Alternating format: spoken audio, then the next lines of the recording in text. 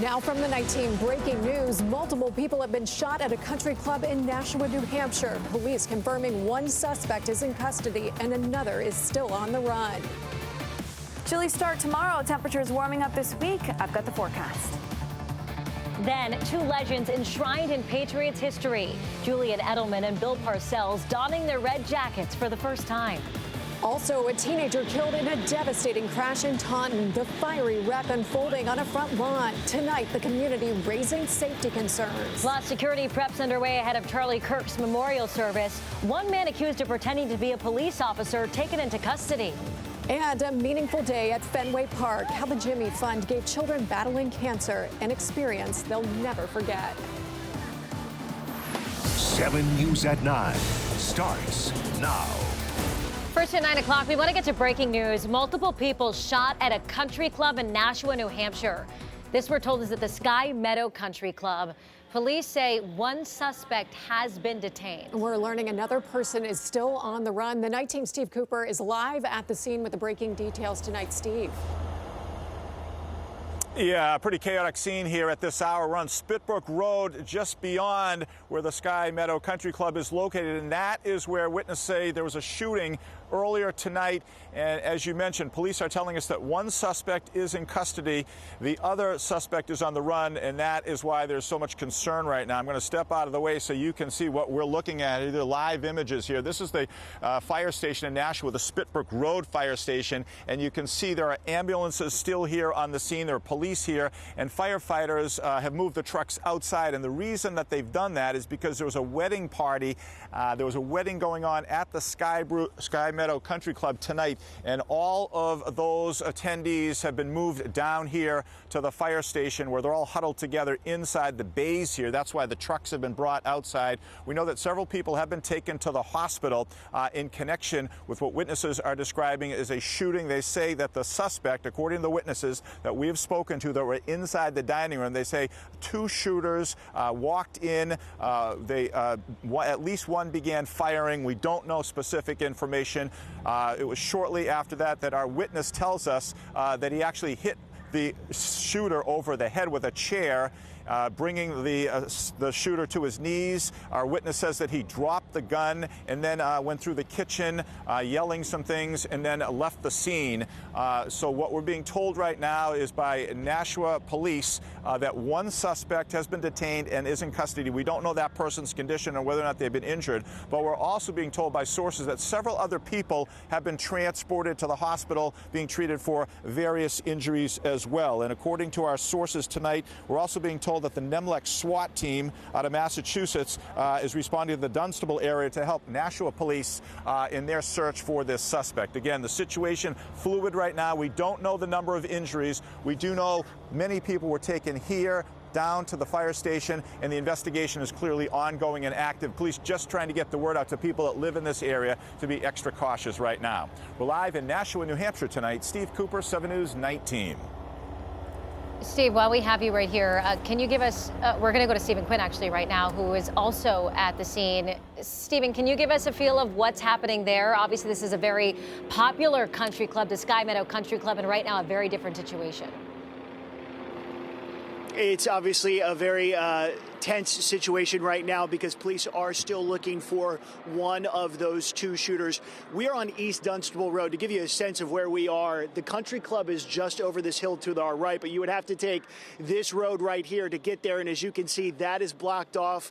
Behind us, you can't see it, but officers here from other agencies are here, rifles out, drawn. This is as far as you can get because of that search that is still underway for that other suspect at this time. And there are multiple law enforcement. We've seen Massachusetts State Police, helicopters overhead helping them. It is eerily quiet right now beyond that as police continue that search at this hour. You heard my colleague Steve Cooper there mention about that wedding that was going on. Obviously, this was a busy place where this happened, and right now you can imagine the concern for people and loved ones who may be here. I want to pass along this bit of information as well that we're just getting from Nashua Police. Needless to say, a lot of people who might be wanting to come here to check on loved ones. We're being told that the Sheraton Hotel, which is on Terra Boulevard, is going to be the point of unification. So if you are watching this or you know someone who is trying to find a loved one, that is where we're told that they're being sent. That, of course, goes beyond those potentially injured who are being sent to local hospitals.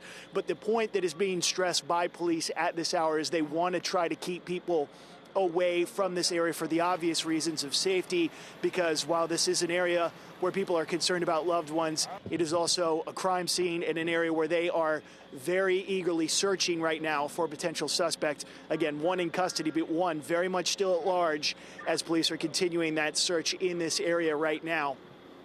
You do see all the ambulances that are out here as well. That is obviously with the concern of so many people that have been out here at this time. They wanted to have those staged at multiple points. Our colleague Steve Cooper is actually down this road to the right. We are here, again, near the hill where that country club is as that search continues as of now. A very active search. Laura and Kiki. All right, Stephen, mentioning there that Steve Cooper is also on the scene of the Sky Meadow Country Club in Nashua, New Hampshire tonight. Steve, we understand you talked to somebody there. What did they have to say tonight? Yeah, Kiki, we did talk to a witness who was actually inside the restaurant when the gunfire erupted. He says that he was just preparing to pay his bill, and then all of a sudden he saw the shooters, we should say, come into the restaurant and head right toward a table area. And I want you to listen to this interview. We just spoke with him moments ago after he was interviewed by police. We had just paid that tab, getting ready to leave, and I heard pop. And there's a big wedding going on. I thought it was a balloon. Then all of a sudden, pop, pop, and I saw the guy with the gun. I got up immediately, hit him in the head with a chair. Another guy tackled him. He's got a pretty good cut on his head.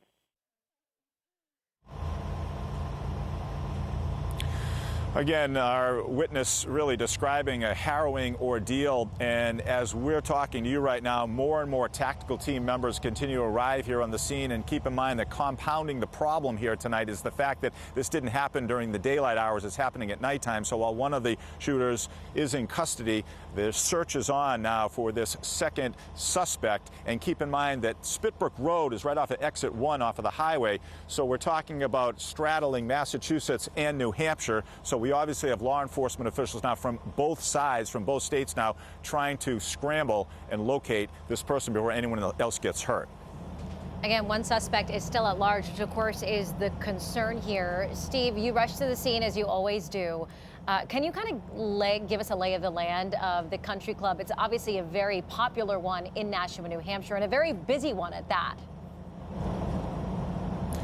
Right, it's a huge complex, obviously, because not only do you have the fairways and the greens and the golf course itself, but you have the main area, which is where this all happened from. And we can tell you that at this hour, police first rushing to the scene along with first responders, just some chaotic moments. And one of the problems was people were running from the scene to get away from the gunfire. And we now know that people were getting hurt as they were trying to scramble to get away and duck for cover. So we're being told that, first of all, several of those people have been transported to the hospital for various other injuries. That's aside from the gunshot wound victims. And then the second thing that was happening here, we mentioned there was a wedding that was going on, a wedding party, and it was trying to get all of those people away from the scene. And those people were taken down here to the fire station right on Spitbrook Road. And what they had to do was they had to actually move all the equipment out of the bays so that they could accommodate these dozens and dozens of people. And as we're speaking right now, more and more emergency personnel are arriving here on the scene right now as they try to locate this shooter that is still on the loose right now. Steve, police just announcing the Sheraton Hotel at 11 Terra Boulevard will be used as a unification center. Are you seeing a lot of people leaving the property right now? Right. So, again, what we're seeing is they've tried to move all the people from the wedding party itself over here to the fire station. But as you heard from our witness, he was not part of that group, and he didn't believe that anyone from the wedding was being targeted in any of this. He was in the main area where they were having dinner tonight. And now what you have is a lot of people just beginning to hear about this because word is obviously traveling pretty quickly. A lot of people are coming down here to try to be reunited with their loved ones to make sure everyone's okay. And as we mentioned, there were a number of people that were transported to the hospital. You know, at least 9 ambulances responded here just to the fire station alone. And initially, there were no transports going on because police were actually interviewing all of these witnesses before they went to the hospital to figure out what exactly they saw, trying to get a description of the suspect. And even at this hour right now, we see more and more tactical teams coming up and down Spitbrook Road here, trying to hone in on where this suspect could be. But as you mentioned, right now what they're trying to do is that they mentioned about this reunification area, the hotel where people can come and meet their loved ones. They're just trying to keep people calm during what is otherwise a very chaotic night here in Nashua. Yeah, very chaotic, very fluid. Details obviously pouring in as we speak. You know, you talked about the fact that one suspect was detained. They're searching for another one. Do we have any information? I know it's early, but any information about either of these suspects at this point? Right. So most of the information that we're getting right now, because this is police responding to an active shooter situation, and what normally happens in cases like this, like once the suspects are in custody, they can freeze the scene and everyone can take a deep breath and they can pause. But the problem right now is our witness, who was in the dining room, who actually called me right after the shooting happened to let us know about it. He basically told me that when he hit that suspect over the head with the chair, and he said it was a pretty good hit. He said that suspect went down on the ground, dropped what he described as a pistol, was able to get up and then sort of make his way through the kitchen and somehow get out. So police have talked to that witness, and they've been talking to multiple witnesses, reviewing surveillance video clearly from what's in and around the country club there, what they have available to them. And all that information is being exchanged right now with all the tactical teams that are out here as they hunt for this suspect who is still on the loose. All right, Steve, stand by there. We want to get back, though, to 7 Stephen Quinn, who is also live on the scene tonight. And, Stephen, we understand you have some new information to share. What we can tell you is that this search area is expanding, Kiki. You mentioned what you heard Steve Cooper there talking about in terms of the search for these suspects. What we can tell you now, as we mentioned here in Nashua, right on the state line, what we can tell you is that this search is now including across state lines into Massachusetts. The town of Dunstable has issued a shelter in place as that search has expanded into that area. I'm going to name a few streets here for people who are from that area for which the shelter in place is being issued. This is along Thorndike Street, High Street, and Hardy Street. And looking that up, it's about a mile from where we are standing right now. Police saying that is directly connected to the search that is going on based off of what happened here at the country club earlier this evening. Now, police are asking people, stay indoors. They're asking people on those streets to lock their doors and windows, not allowing, obviously, anyone inside your house, especially those you don't know. People also being asked to stay off the roads. You can expect to see first responders and police in that area, again, as they're still searching for one of the 2 shooters they say are responsible for the shooting at Sky Meadow Country Club. So about a mile away from where we are, but obviously now affecting other towns here as that search is continuing for the suspect who they say is responsible for the shooting, which has injured an untold amount of people. Furthermore, as we can say, this area still remains blocked off where we are, this area cordoned off, but again, eerily quiet as they continue that search, one again now that has included the town of Dunstable. A big update there from Stephen Quinn. Again, this search now going over state lines, as you said, into Dunstable. Are you seeing more police presence? You've been there for a little while now. Are you seeing more police, more EMS? Because I just heard a helicopter, I think, overhead during your live shot. Yep. Tell us more about that response if you can.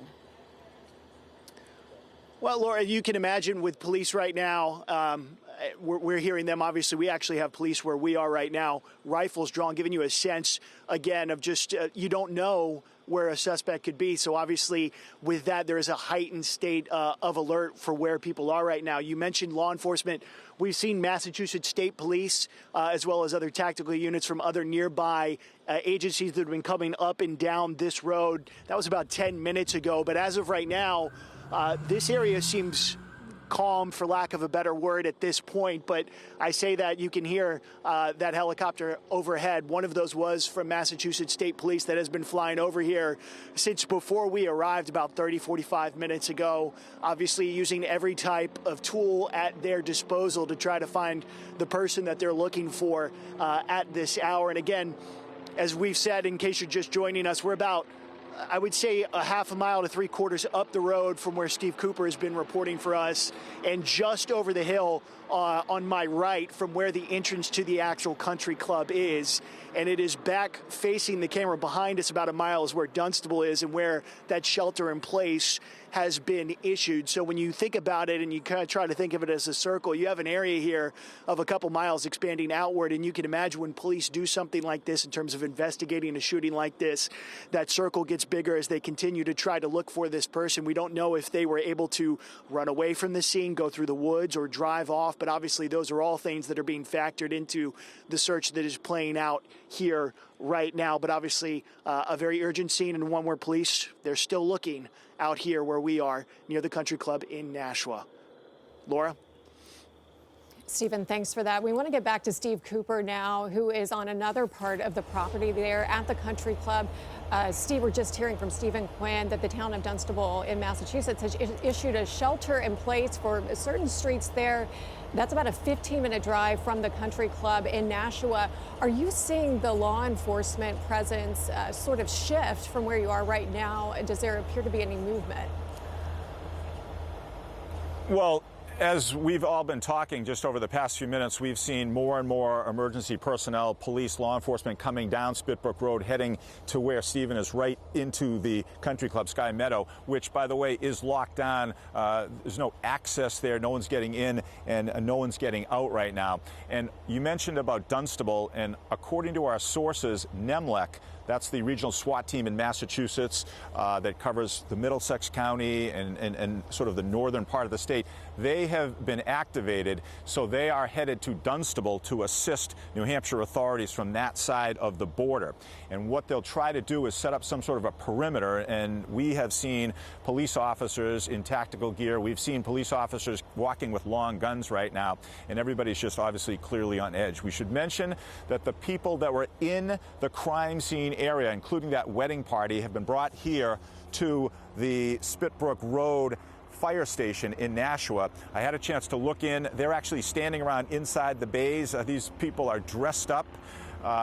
Many of them have loosened up their ties. There are people that are holding shoes in their hands, clearly from running from the scene when, as you heard our witness say a little while ago, heard multiple shots fired, and that's what sent people running. We know that initially there were several gunshot victims that were transported to the hospital, and we've now learned that there are other injuries related to people sort of leaving the scene, if you will, to get away from the gunfire that were injured. And all the while in the air tonight here in Nashua, we're hearing the sounds of sirens as more and more tactical teams and police officers arrive on the scene. We mentioned a little while ago, the problem here is that something like this, when you have an active shooter, when it happens during the daylight hours, it's much more easy to set up a perimeter. It's much more easy for everyone to keep their eyes on each other. But once the sun goes down and you're dealing with pitch black conditions like we're dealing with here tonight in Nashua, that sets up a whole nother set of problems here. And police just want to make sure no one else gets hurt. So that's why they're trying to get the word out to people to stay inside. They don't want people coming to this area. That's why they've set up that reunification area that we mentioned down at the Sheraton Tower.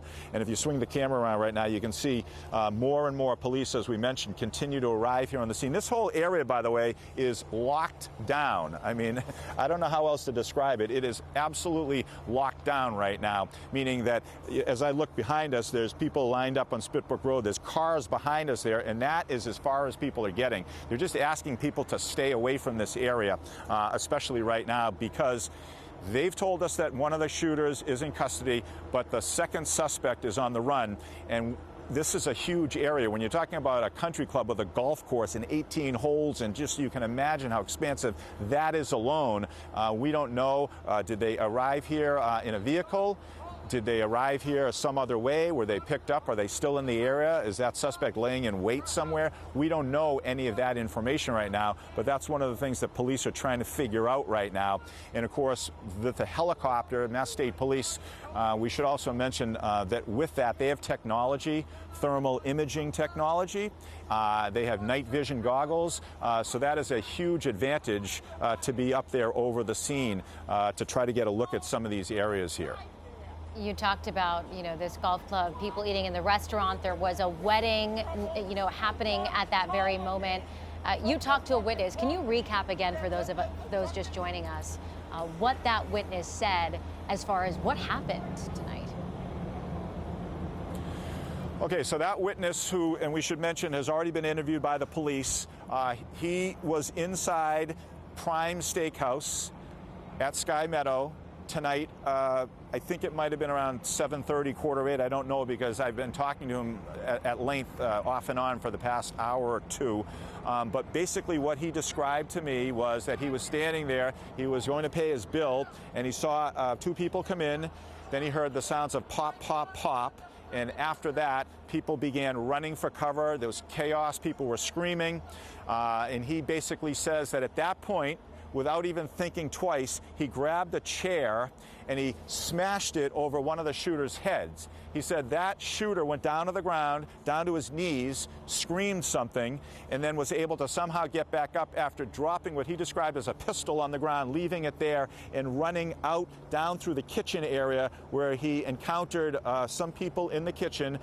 We're being told, and again, I just want to be careful as we describe this. This is one witness telling us that it was in that kitchen, that another person was shot in there before these suspects made it out. I said, how quickly did the police get there? This witness was yelling at everyone to call 911, and police converged on the area, and we don't know where this suspect that is in custody, or as police said, detained. We don't know where that person was located, but we do know that that person is in custody, and now this massive search is underway for this second suspect who, at this point, police can only presume is armed and dangerous. We don't know any more information than that. All right, Steve Cooper, live in Nashua, New Hampshire. Thank you for that. And for those of you who just might be joining us this evening, police say multiple people were shot at Sky Meadow Country Club in Nashua. One person is in custody right now. Another is still on the run. The town of Dunstable in Massachusetts has issued a shelter in place for these three streets: Thorndike Street, High Street, and Hardy Street. So clearly something going over state lines at this point. We know that the search area is expanding. We're hearing that SWAT teams there, New Hampshire police, state police from also Massachusetts. This is a wide area. They, again, are searching for a suspect. We also know that that other suspect has been detained. Stay with us. We'll have much more on this big breaking situation.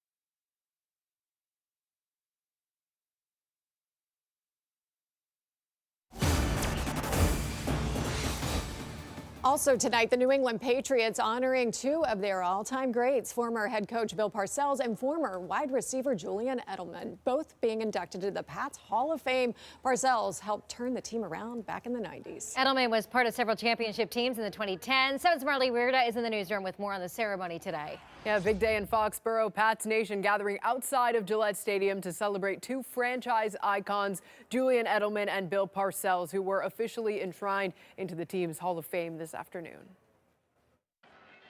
When we built the Patriots Hall of Fame, our vision was clear: to create a lasting tribute to the legends who made this franchise. Today, we honor two such great icons, Bill Parcells and Julian Edelman.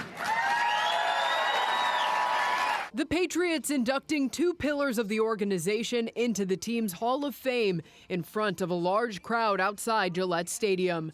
Three-time Super Bowl champion Julian Edelman, selected by fans as the 37th inductee back in May, spent his entire 12-year career in Foxborough. I'll always be proud to say I'm a New England Patriot.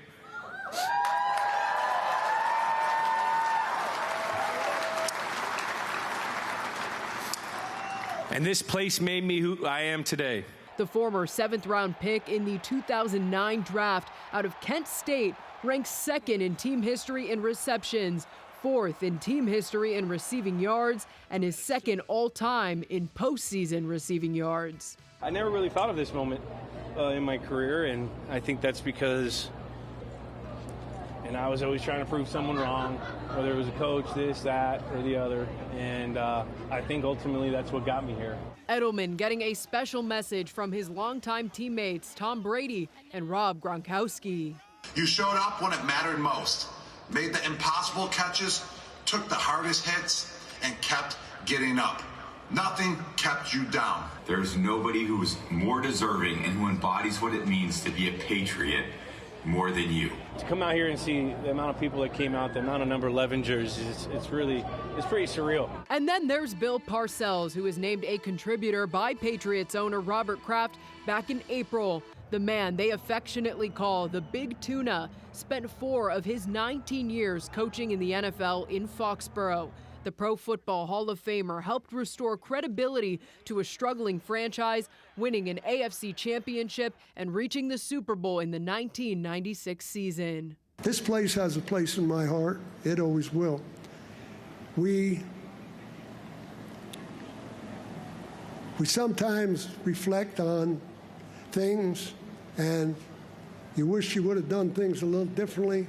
Well, when I come back here and I see this, I wish I would have done things a little differently. Parcells famously left the Patriots to coach the AFC East rival Jets in 1997 after a rift with Robert Kraft, who had final say on personnel decisions. But now that seems to be water under the bridge between the two titans of the league. So I say thank you. I'm humble and I'm honored, and I appreciate everything you guys have done. And it wasn't just fans and former teammates showing their support. Former Patriots coach and current BC head coach Bill O'Brien was in attendance. Edelman making sure to give him a special shout out. Live in the newsroom, Marley Weirda, 7 News Night Team. And we want to go back right now to 7 Steve Cooper for an update on breaking news out of Nashua, New Hampshire tonight. Steve. All right, so we're now learning from Nashua police that video surveillance has confirmed that there was only one shooter inside the Sky Meadow Country Club that opened fire tonight. There is no search now for a second shooter. This is according to surveillance video that Nashua police were able to look at. They say this is still an active and ongoing investigation, but let's be clear and explain that right now Nashua police are saying there's no additional ongoing threat to the public. So we mentioned a little bit earlier, this was a fluid situation. We knew about surveillance video that they were trying to flip around from inside the country club. Also talking to witnesses who were seeing all this unfold in real time. So a lot of things were happening at the same time. But police, again, just to be clear, now confirming through social media, letting everybody know that the shooter in this particular case that they were talking about that has been detained, they are now not searching for another shooter here. So a huge sigh of relief, and that sort of changes the dynamics now, because this manhunt that was underway for the past several minutes here, the frantic moments of trying to figure out where this person was, calling out those SWAT teams. We mentioned about helicopters overhead using thermal imaging. We can now say Nashua police at this point can now confirm that they are not looking for any additional suspects here at this time. The person that they were looking for, in their words, has been detained. We don't know where that happened or how that came about, but that sort of goes along with our witness tonight, who told us, who was inside the dining room, when he says that the person walked in, opened fire. Our witness says that he took a chair and smashed it over the head of the suspect, who then went to his knees, was somehow able to get back up, went out through the kitchen, left his pistol on the ground, and took off. And that was when all these people inside that were having an enjoyable evening at the Prime Steakhouse, that's when all this unfolded. But we now know that the search for the suspect, and it's only one suspect, that part has now concluded. The investigation obviously ongoing here in New Hampshire tonight. All right, Steve Cooper live for us in Nashua as that breaking news continues to unfold. We will be right back for an update.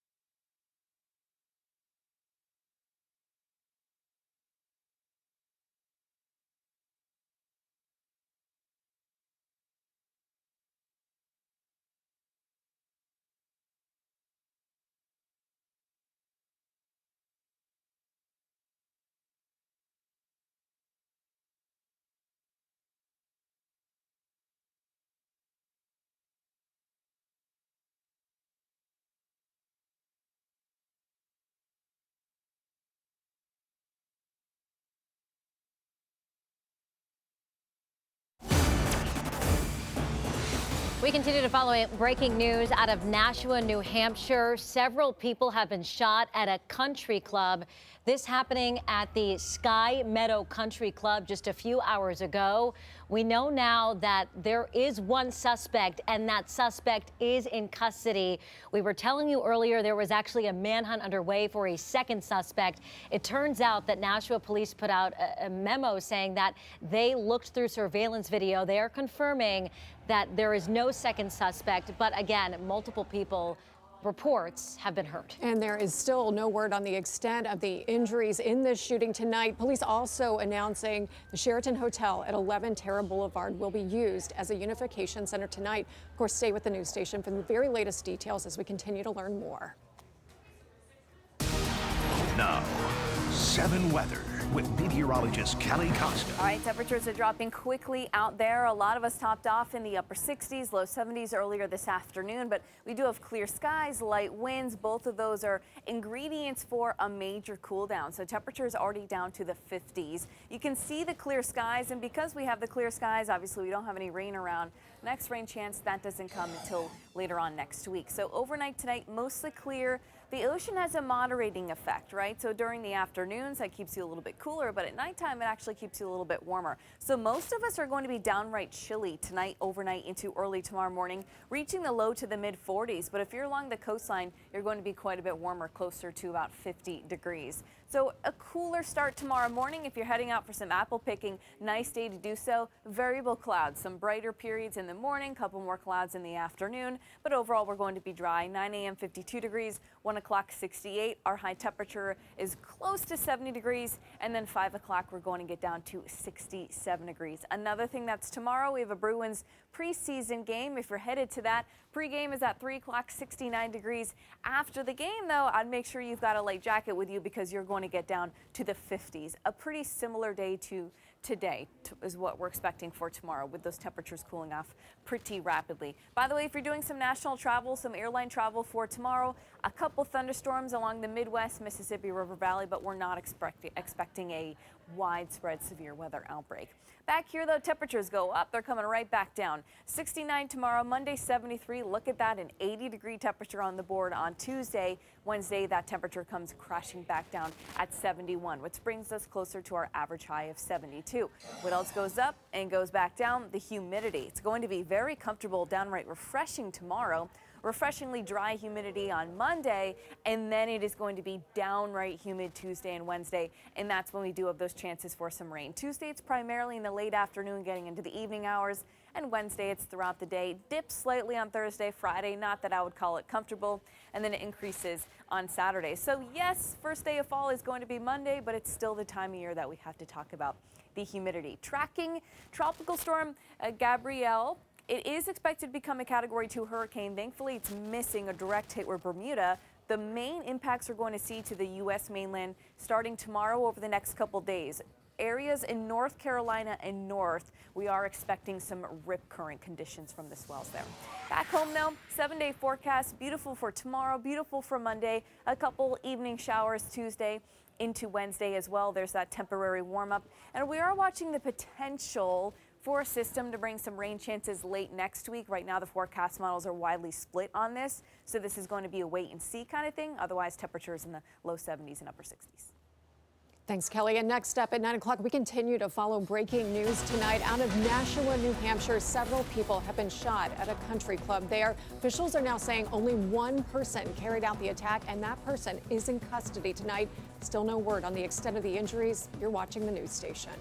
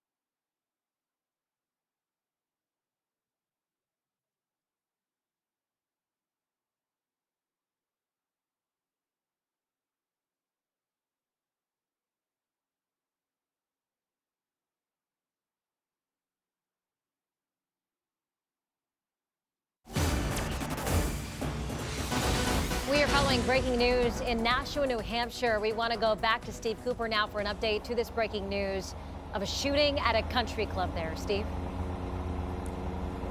All right, so just to be clear for people that are joining us tonight, Nashua Police now confirming that the suspect involved in this shooting at the Sky Meadow Country Club, just down from where we are here on Spitbrook Road, is in custody.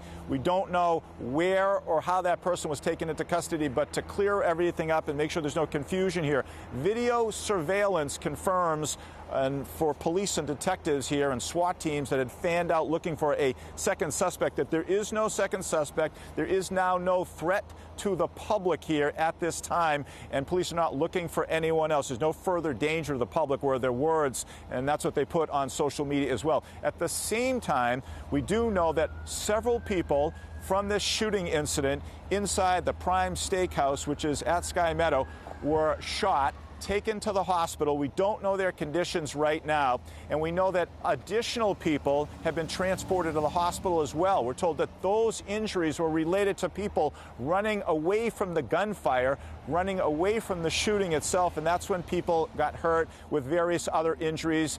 And before they were taken to the hospital, they were being interviewed by detectives here to try to piece together what everybody saw while they're images of what they saw were still fresh in their minds. And so what's happening here is there was a wedding party that was going on at the Sky Meadow Country Club. There were also people in the dining room having dinner.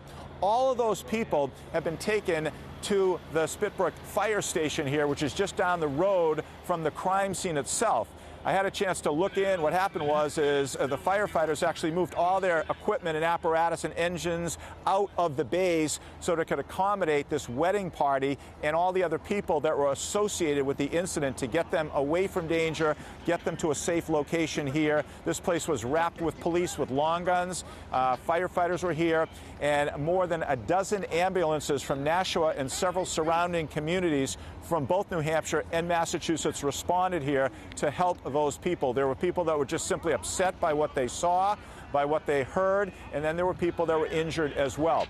Now, just within the past few minutes, a bus has arrived here because, as we mentioned, Nashua Police are setting up a reunification area down at the Sheraton Tara Hotel, which is just beyond where we are here, which is Exit 1, Spitbrook Road, right off of Route 3, just over the Massachusetts border. So what's going to be happening eventually is these people, these witnesses, they'll be taken from here over to the hotel, and that's where loved ones can be reunited with them. At the same time, several detectives have just arrived here on the scene, and they need to check in with all these people and make sure they're getting statements from everybody in case anybody saw anything that's critical to this investigation. So again, put it all together, there are a lot of moving parts, but the difference from what we were dealing with about 20 minutes ago is this manhunt for a second suspect. That is over now because there is no second suspect, and that was only confirmed after investigators were able to turn around surveillance video from Sky Meadow, from other areas around here, and determine that the person that they are looking for, the alleged shooter here, is in custody. Steve Cooper live on the scene there in Nashua, New Hampshire tonight. Steve, thanks for that, and stay with us. We'll be right back tonight.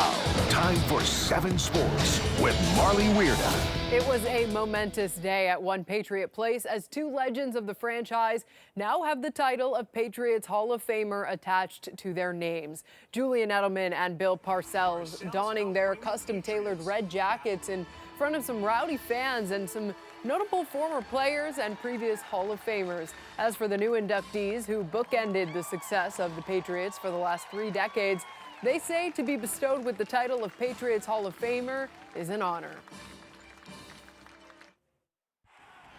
I'll always be proud to say I'm a New England Patriot.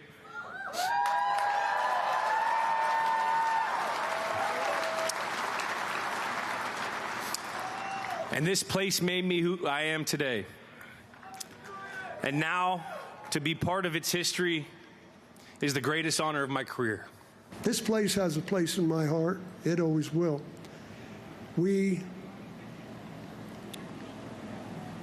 sometimes reflect on things, and you wish you would have done things a little differently. Well, when I come back here and I see this, I wish I would have done things a little differently.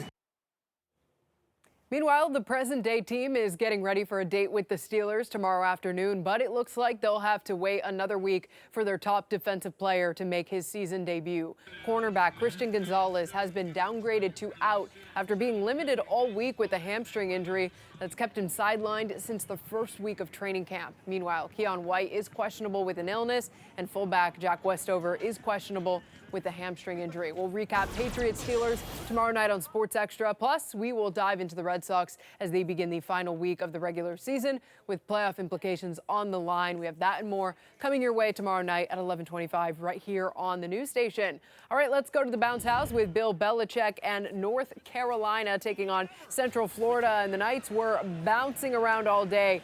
Tavian Jackson connects with a wide open Kylan Fox for the 17-yard touchdown just before the end of the first half.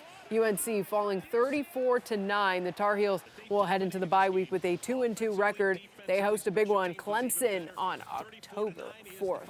Meanwhile, the Revs taking on Philadelphia with Pablo Moreira as interim head coach. We were scoreless until the 71st minute until Milan Ilaski's shot gets put home by Bruno Damiani as the Revs get shut out 1-0 as they've been officially eliminated from playoff contention. And that'll do it for sports. Kiki, Laura, we'll send it back to you. Marley, thank you. We are staying on top of breaking news right now. We have to get to that. Several people have been shot at a country club in New Hampshire. Officials are now saying only one person carried out that attack.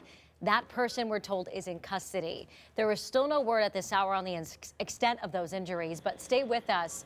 We have reporters on scene right now. We're working to learn more breaking details, and we will be right back.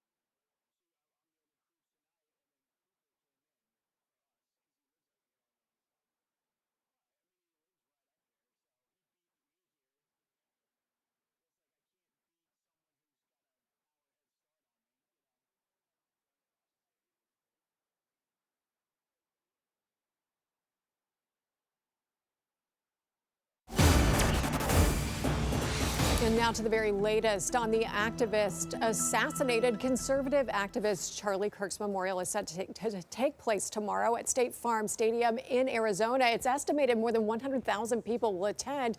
Security is tight. Fences are going up around the outside of the arena. The Department of Homeland Security says it's monitoring any security threats ahead of the service. Yesterday, an armed man was taken into custody after pretending to be a police officer outside the stadium. Now, there will be several high-profile speakers at the service tomorrow, among them President Trump, Vice President J.D. Vance, Erica Kirk, Robert F. Kennedy Jr., Secretary of State Marco Rubio, Defense Secretary Pete Hegseth, talk show host Tucker Carlson, and Director of National Intelligence Tulsi Gabbard. Kirk was shot and killed on the campus of Utah Valley University 11 days ago. He was a major player in the MAGA movement, helping President Trump win re-election in November.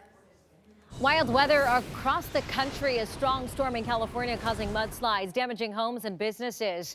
Parts of the area dealing with flooding from the heavy rain. As the West Coast begins to clean up, people on the East Coast are watching a tropical storm that could become a hurricane by Sunday. Reporter Jen Sullivan has a closer look.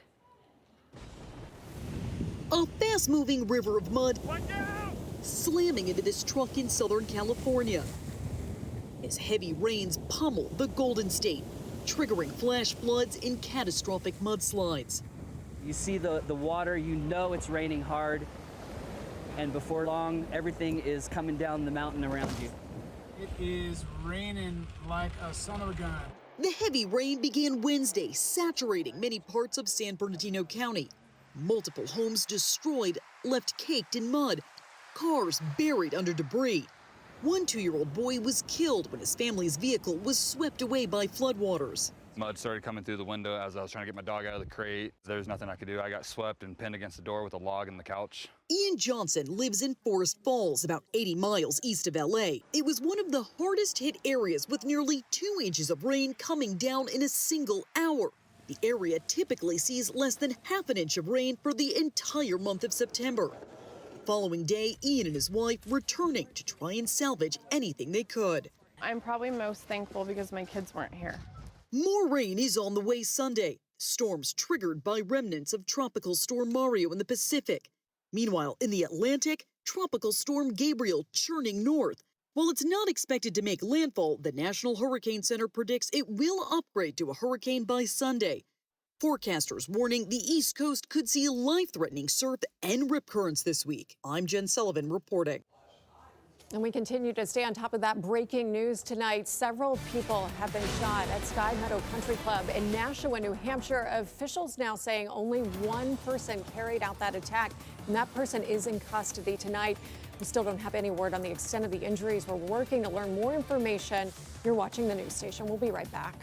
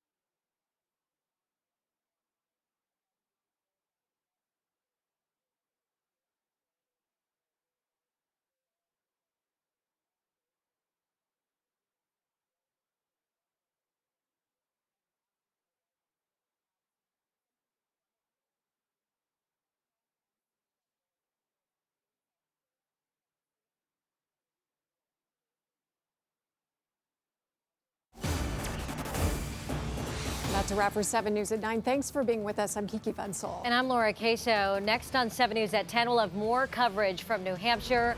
We know several people have been shot at a country club there. Officials are now saying one person carried out that attack. They are in custody. Still no word on the extent of the injuries. We will be right back.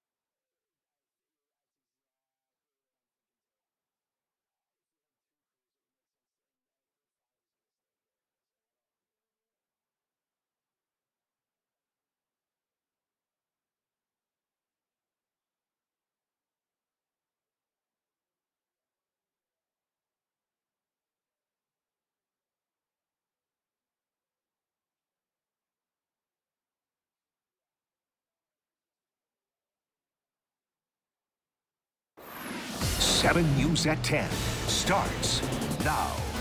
First at 10, we are following breaking news. Several people have been shot at the Sky Meadow Country Club in Nashua, New Hampshire. Police believe they have the shooter in custody. Now, there was a wedding happening at the country club when those shots were fired. We want to get right out to the night team. Steve Cooper, he's live on the scene with the breaking details. Steve. All right, off the top, we should mention that initially there was some concern that there was a second shooter, but video surveillance confirmed to Nashua police that there is not a second shooter. So off the top, we want to make that clear to people that have been locked down in communities here in Nashua and surrounding communities over the past hour or so. Tactical teams were called out. They were sort of locking down the area. But just to be clear, we now know from Nashua police that the shooter, the alleged shooter here, is in custody. We don't know where that happened, but they are in custody at this hour. And police departments from southern New Hampshire and also from Massachusetts responded here to the scene. All this unfolding tonight inside the dining room at the Sky Meadow Country Club here, right off of Spitbrook Road in Nashua, which, if you're familiar with that area, that's right off of Exit 1 of Route 3, which is just beyond the Massachusetts border. So just to sort of set the scene here. And what we know from a witness who was in the dining room says a man walked in, opened fire, and then our witness that we talked to, we're going to hear from in just a second, he then says that he hit that suspect over the head with a chair. The suspect fell to the ground and then was able to get up and leave the area, but at some point was taken into custody by police. Now, there was a wedding party going on in the country club at the time of all this happening, along with people that were having dinner and in the bar area. All of those people were taken from the crime scene to the Spitbrook Road Fire Department engine company here in Nashua. That is one of their locations, and they've all been brought inside. All the equipment that was inside the bays was taken outside so that they could accommodate all of these people, not just the wedding party, but also all the people that were having dinner at the time. And right now, all of those people are giving statements to detectives that have arrived here on the scene as well. Now, the country club itself is a crime scene. It is sealed off right now, so no one is getting in or getting out. It's frozen because they have to execute search warrants, especially if a weapon was left at the scene. And they're also reviewing surveillance video of all of this unfolding. But as we mentioned just a few minutes ago, we did talk to a witness, and here is what he had to say. Pretty dramatic moments, what he saw tonight. We had just paid that tab, getting ready to leave, and I heard pop. And there's a big wedding going on. I thought it was a balloon. Then all of a sudden, pop, pop, and I saw the guy with the gun. I got up immediately, hit him in the head with a chair. Another guy tackled him. He's got a pretty good cut on his head. And when I hit him in the head with a chair, he dropped his gun and ran. The wedding was in a different room. It was in a completely different room than where we were. We were in a dining room, the restaurant. And so once it happened, people from the wedding started coming out and saying, what happened? And it was nothing to do with the wedding. He just walked into the main entrance, he shot one. There's 2 bullet casings in the hallway, and then he entered the restaurant and just continued to shoot. All right, that witness is inside the fire station right now giving a statement to detectives on everything that he actually told us, along with several other witnesses. And we can tell you that at this hour, according to our sources, at least 1 gunshot victim was transported to the hospital in Nashua. And then we're told that several other people later on were also transported to the hospital. They were injured when they were running from the chaos, from the scene, from the shooting, when they heard the gunfire, suffering various injuries. They were eventually transported to the hospital. We don't know their conditions at this hour as well. But again, police are trying to parse all this out and get as many statements as they can from all of these witnesses while it's still fresh in their minds, and at the same time reviewing surveillance video from in and around the country club itself. There's also a car here at the fire department that has been sealed off with yellow crime tape, and we just saw an ATF agent over there beginning to take a closer look at that. We have no idea how that is connected to the shooting scene itself, which is just up the road from where we are. And again, at this hour, all these people here are still giving statements at this hour. The investigation's ongoing, but again, just to reiterate, there is no search right now for a second suspect. We're live in Nashua, New Hampshire tonight. Steve Cooper, 7 News Night Team. And of course, we're thinking about everyone involved, all of the victims. Steve, you've been there for a while now, for a couple of hours. When that manhunt was underway, it was pretty chaotic. We heard helicopters, state police from New Hampshire, also Massachusetts. What are you seeing now? Are you seeing them kind of move out of the area, or still pretty chaotic? Right, so that chaos early on has settled down, calmed down significantly. When we first arrived here on the scene, I mean, I had to pull over multiple times to watch parades of cruisers flying by me, getting to the scene here.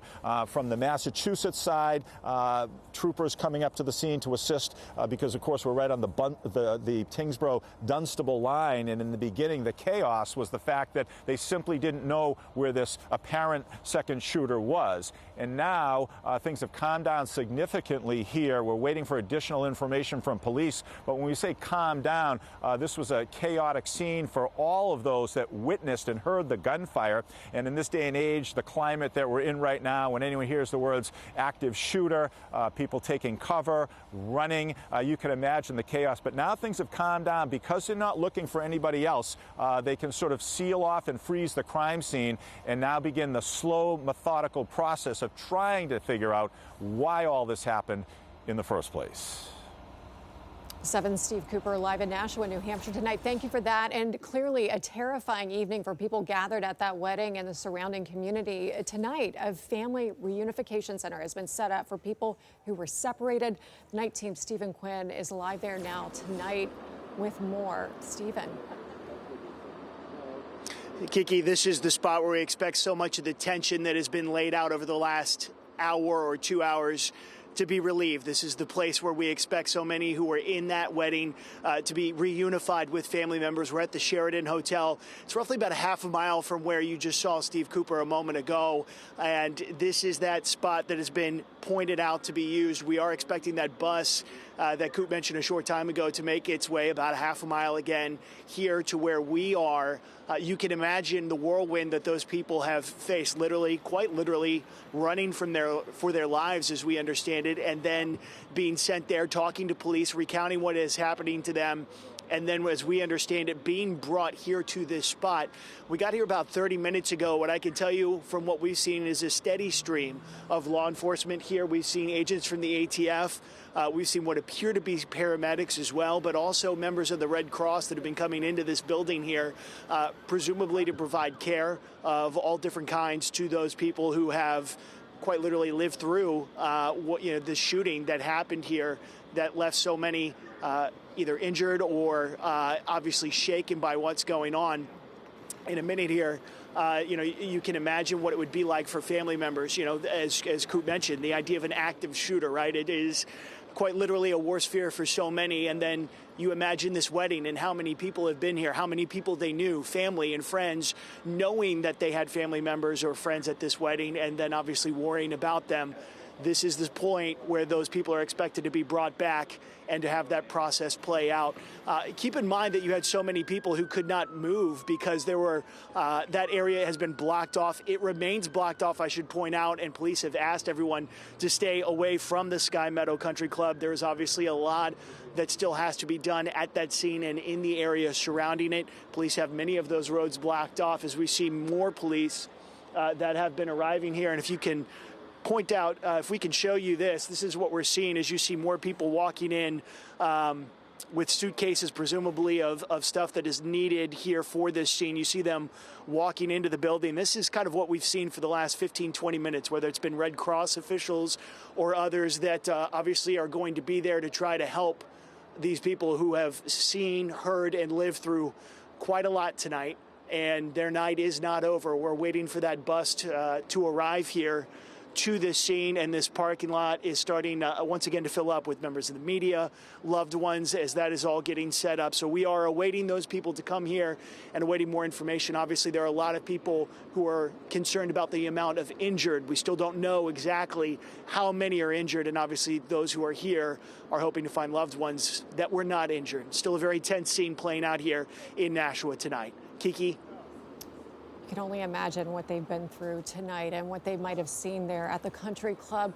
Stephen, you did mention earlier in the evening, just about an hour ago, that the town of Dunstable had issued a shelter in place for, I'm going to name the streets here, Thorndike Street, High Street, and Hardy Street. We're now hearing from police that one suspect is in custody. Initially, there was thought that there may have been two suspects, but we're hearing only one suspect based on video surveillance. Have we gotten any updates for people who might be living in those areas as to whether or not that shelter in place is still in effect tonight?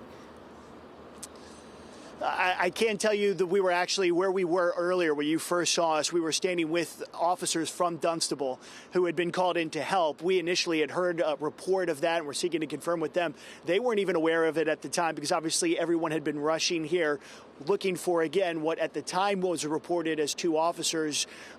We were actually the ones who passed the news on to them that it was just the one officer at the scene, or excuse me, one suspect that they realized had been in custody and then later came to realize was the only suspect in custody. Because of that, obviously, the search, which included the area of Dunstable, is presumably over. You can imagine it takes a moment for that information to get out, though. The power of social media allows it to get out there quickly, but we still, even after that fact, after we reported it on 7 News, saw a number of Massachusetts State Police and other law enforcement out there. So it was a trickle to get that information out, but the search is over, Kiki, so presumably that shelter in place is over as well, because it was all predicated on that search, which was for a suspect, but they later came to realize through surveillance footage was already in their custody. There was no second shooter. It also underscores so often initially when you have moments like this with shooting, there is fear and also a flow of information that sometimes can be uneven and in some cases either inaccurate or just based off of eyewitness accounts. so much of that is, the fog of war, for lack of a better word, here in a sense like this, which is also why you have investigators trying to talk to all of those people who were at the wedding, who witnessed what was going on. That is what is happening to those witnesses, and soon those people at that wedding will be here, where the process of being reunified with loved ones will begin. Reporting live here in Nashua tonight, Stephen Quinn, 7 News 19. And of course, stay with the news station as we continue to follow this breaking story out of New Hampshire tonight. We'll continue to have updates on air, online, and inside the 7 News app. 19 weather now. Let's get to meteorologist Kelly Costa with our first check of the forecast at 10. Today was definitely a cooler day. We saw high temperatures in the mid-60s in Boston when the average high is 72. A little bit warmer in some spots away from the coastline, closer to 70 degrees. But look, we have clear skies out there right now, so temperatures are cooling down quickly. You can see some temperatures already down to the 40s in spots. Temperatures will continue to drop. So compared to this time yesterday, we're going to be 10, 15 degrees cooler. So overnight lows could be some upper 30s in some spots. A lot of us low to mid 40s. If you're along the coastline, you are going to be just a little bit warmer. But look at tomorrow, 7 a.m., 40 degrees, 2 o'clock, 69 degrees, 7 o'clock, you're down to 60 degrees already. So a quick warm up and a quick cool down. We are going to be dry tomorrow. We will be dry for the first day of fall, which is on Monday, by the way. And then we do have some rain chances as we get into Tuesday and Wednesday. Tuesday, the rain chances primarily in the late afternoon and evening. More details on timing coming up. The Patriots welcoming 2 new members to their Hall of Fame. Julian Edelman and Bill Parcells given their red jackets today. Edelman was a key part of Super Bowl runs during the Tom Brady era, and Parcells helped turn a struggling team around as a head coach in the mid-90s. The Night Team's Marley Weirda is live in the newsroom and shares what the inductees had to say today. Yeah, big day in Foxborough. Pats Nation gathering outside of Gillette Stadium to celebrate 2 franchise icons, Julian Edelman and Bill Parcells, who were officially enshrined into the team's Hall of Fame. When we built the Patriots Hall of Fame, our vision was clear: to create a lasting tribute to the legends who made this franchise. Today, we honor 2 such great icons, Bill Parcells and Julian Edelman. The Patriots inducting 2 pillars of the organization into the team's Hall of Fame in front of a large crowd outside Gillette Stadium. 3-time Super Bowl champion Julian Edelman, selected by fans as the 37th inductee back in May, spent his entire 12-year career in Foxborough. I'll always be proud to say I'm a New England Patriot.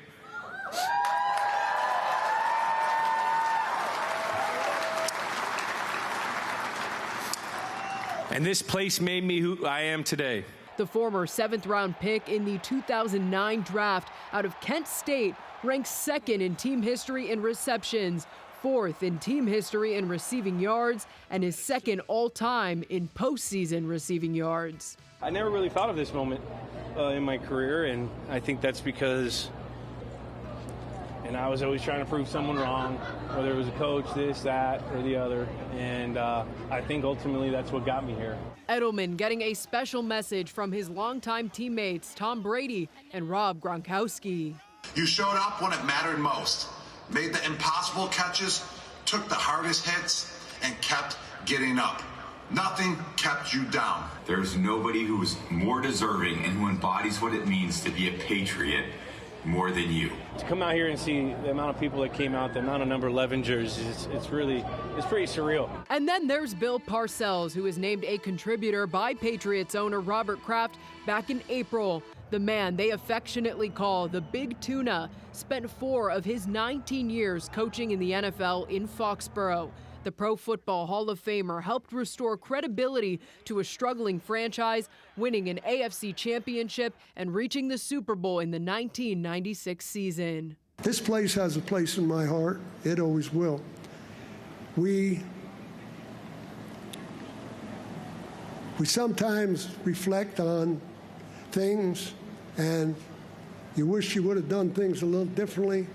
Well, when I come back here and I see this, I wish I would have done things a little differently. Parcells famously left the Patriots to coach the AFC East rival Jets in 1997 after a rift with Robert Kraft, who had final say on personnel decisions. But now that seems to be water under the bridge between the two titans of the league. So I say thank you. I'm humble and I'm honored, and I appreciate everything you guys have done. And it wasn't just fans and former teammates showing their support. Former Patriots coach and current BC head coach Bill O'Brien was in attendance. Edelman making sure to give him a special shout out. Live in the newsroom, Marley Weirda, 7 News Night Teams. Edelman speaking with pride about his time in Foxborough after his induction. He was a huge fan favorite, and today 7 News caught up with one of his youngest fans. This was from the 6th Super Bowl championship, and I wore it so much that it wore Edelman's signature right off. Julian Edelman has made his mark during his years with the Patriots. Hundreds of fans greeting the legendary wide receiver during the team's Hall of Fame induction this weekend. It's just his ability to adapt to anything the coach asked him to do, whether it was catching the ball, running the ball, throwing the ball. Playing defense sometimes. Anything he was asked to do, he did it to the best of his abilities, and I think that's just something that you can't really find in a lot of players. One young fan already shares the same name and birthday as the 3-time Super Bowl champ. He was born a month early, and when we were looking at people that were born, we were both Edelman fans, and we threw around the name Julian before, and then we saw that it was his birthday on the day that I was scheduled for the C-section. So Edelman says the support from fans means the world to him. It's something that's like unimaginable. It's crazy to me. And it warms my heart so much to have that and have a connection with the community that I got to represent for 12 years, that I grew up in. I became an adult here. I wasn't, fully, I didn't grow up here, but I was here for a long time during some important years of my life, so this place will always have an impact on me. Fans in attendance hope to snag an Edelman autograph. For baby Julian, he almost became the autograph. We're going to hand him the baby. Sign him! Sign the baby.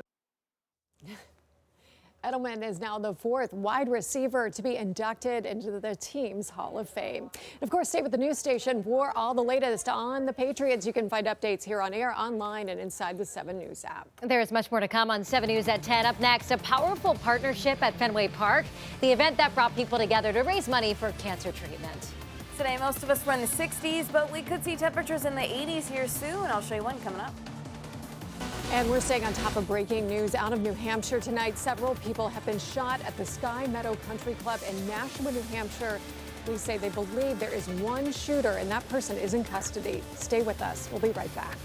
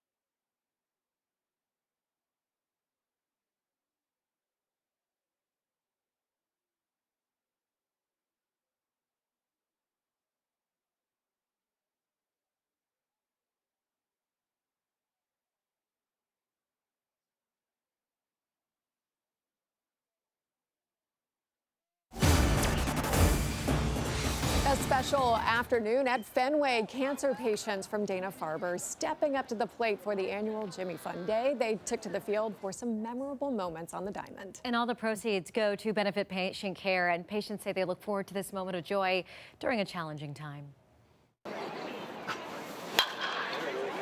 It was a special afternoon at Fenway Park. Cancer patients at Dana-Farber stepping up to the plate for the 34th edition of Jimmy Fund Day. Our partnership with the Red Sox is so incredible, and Jimmy Fund Day is just an extension of that. And it's just an incredible day for patients, sponsors, and participants to experience Fenway Park in a very intimate way, just like a player would, batting on the field, on the outfield, and then also experiencing locker room and all the ins and outs of what a player would be. Patients stepping up to bat, hoping to hit one off the green monster. I'm hoping to not embarrass myself as a former high school softball player a long time ago. But yeah, I'm just here for the ride. Patients say Dana-Farber and the Jimmy Fund have helped create moments of joy during what can be a challenging time. The whole process of receiving a diagnosis and going through treatments and things, I have been able to maintain optimism and joy, and to receive this gift of joy and fun has just been just a treat, just an absolute treat. All proceeds from the event benefit the Jimmy Fund in support of patient care and research. Jimmy Fund Day has raised more than $9 million since 1992. I'm just so grateful for the work that the Jimmy Fund does. Their funding for research has saved my life, so please continue to support the Jimmy Fund. And if you would like to support the Jimmy Fund, you can go to our website, WHTH.com, to learn more. Such a great organization. It really is. People. Up next from the night team, meteorologist Kelly Costa is standing by with a check of the forecast. Hey, dry over the next couple days, rain chances later on. After that, I've got details next. We are staying on top of breaking news right now. Several people we know have been shot at a country club in New Hampshire. Officials say one person is in custody. Still no word on the extent of the injuries. We have 2 reporters there right now. Stay with us for the breaking details. We will be right back.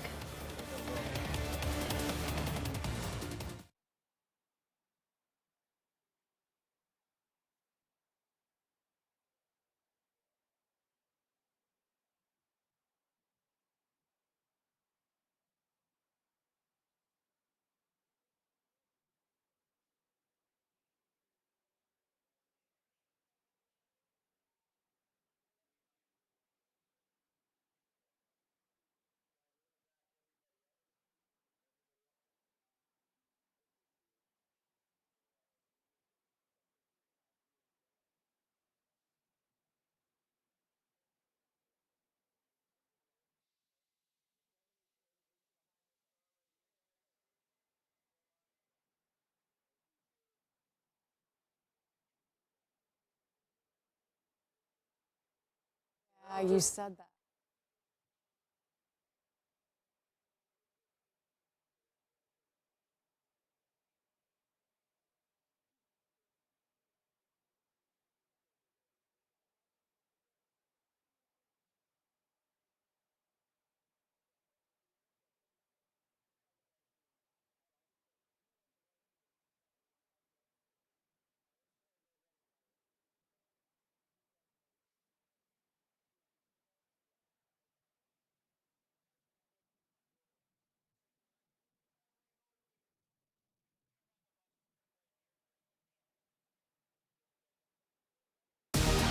Now, 7 weather with meteorologist Kelly Costa. Temperatures dropping quickly out there right now. We're down to the 40s already in some spots, 50s in others. Overnight, we are going to continue to drop upper 30s, low 40s, slightly warmer at some areas of the coastline, but it's definitely going to be a chilly start to the day as we head into tomorrow. Tomorrow morning, if you're going apple picking, a nice start to the day. It is going to be cool, though. You'll want a jacket, but the skies are going to be beautiful, nice and bright and sunny, 52 degrees. By 1 o'clock, we're already up to 68. A lot of us are going to see highs close to that 70-degree mark. By 5 o'clock, we're back down to 67 degrees. So some bright periods and some partly sunny periods. Another thing we've got going on tomorrow, preseason Bruins game. Before the game at 3 o'clock, Temperature is going to be nearing 70 degrees, nice and dry. Don't have to worry about rain or anything like that. After the game, you will want that jacket for, though, because temperatures, kind of like today, are going to be dropping pretty quickly, already down to 55 degrees at 9 o'clock. So temperatures will go up, then they're going to come right back down in the coming days. Tomorrow, 69 degrees. Your average high is 72 in Boston, so that's a little bit cooler. Monday, you're up to 73. Look at that. 80 degrees is what we're expecting for Tuesday, if you can believe it. Second day of fall. And then Wednesday, we come right back down to 71 degrees. But yes, temperature is going back up and down. Rain chances are going back up and down. What else is going back up and down? That's the dew point, the humidity. Very refreshingly low levels of humidity for tomorrow, for Monday. As we get into Tuesday and Wednesday, though, we're talking midsummer-like levels of humidity. Dew points into the upper 60s, very sticky. Thursday, Friday, still uncomfortable. Saturday, sticky as well. Tropical storm Gabrielle in the open ocean. It's missing Bermuda, which is good. Could see some swells and some rip current risks. North Carolina areas north over the next couple days. Back home here, though, beautiful next few days. Do have rain chances Tuesday, late afternoon, evening, overnight into Wednesday, and the potential for more rain Thursday, Friday. Thanks, Kelly. And we want to get back to that breaking news out of Nashua, New Hampshire tonight. Multiple people shot tonight at Sky Meadow Country Club there. Police say the suspect is in custody, and they now say there is no threat to the public. The night team, Steve Cooper, spoke with a witness tonight. He joins us live now from Nashua with the breaking details. Coop? Yeah, a witness who actually came face to face with the shooter, and the witness actually took a chair and smashed it over the shooter's head. And we'll get to that in just a second. But we want to mention that at this hour, police are confirming that there is no second shooter here. And we are at the fire station on Spitbrook Road. That's where the wedding party was taken, along with witnesses who were in the dining room. They were all taken here for safety purposes right after all this happened. We're going to show you just moments ago this video just into 7 News.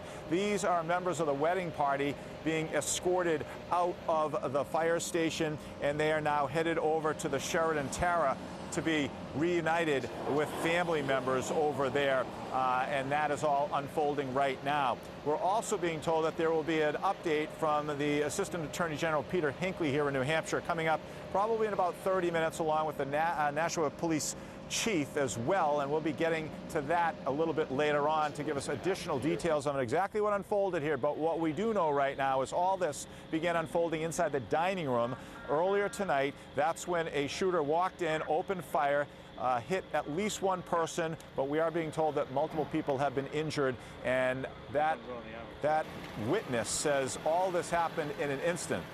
Here's what he had to say.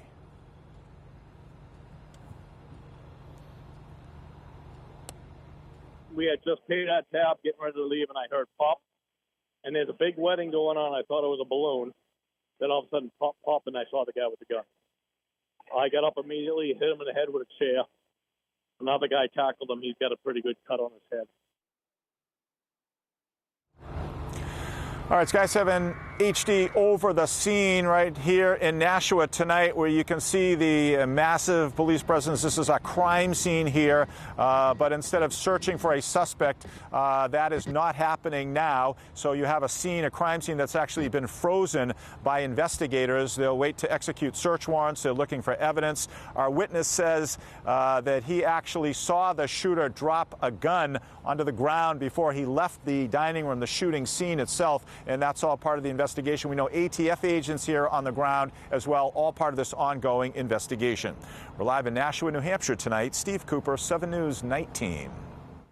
And another update tonight on this breaking news. We're now learning that the shelter in place that was initially issued for Dunstable, these 3 streets, Thorndike Street, High Street, and Hardy Street, it has been lifted tonight. That was initially issued when there was thought to be a second suspect. But again, now police are saying there was one suspect, and that suspect is in custody tonight. We have 2 reporters on the scene there. We will stay on top of this big breaking story. Stay with us. You're watching the news station.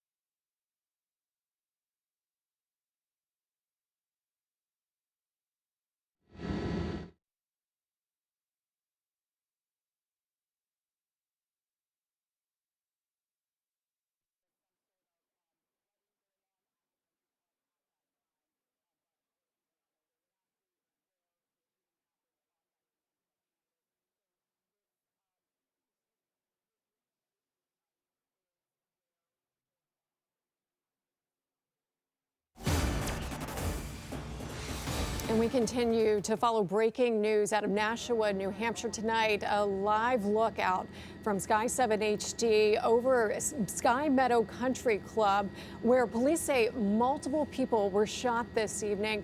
We're learning one person is in custody. The town of Dunstable, just about an hour ago, had issued a shelter in place for Thorndike Street, High Street, and Hardy Street. But we're now hearing that that shelter in place, it has been lifted. Police also announcing the Sheraton Hotel at 11 Terra Boulevard is being used as a unification center for people who were at the country club tonight. So we have our Stephen Quinn on the scene there. But again, you're looking at Sky Meadow Country Club, the view from Sky 7 HD tonight over that country club where there were multiple people shot this evening, according to police. We are expecting an update later this evening from authorities. And when that happens, we'll bring it to you. We go now to a fiery wreck in Taunton. A driver losing control, smashing into several parked cars outside of a home. The teenage driver killed in that crash. Tonight, investigators are working to learn what led up to the deadly drive. Burned out vehicles on a lawn in Taunton, the aftermath of a fiery crash that killed a teenage driver from Dighton. When you see flames like that with an upside down crushed vehicle, I mean, I would have been shocked if anyone came out of that, alive.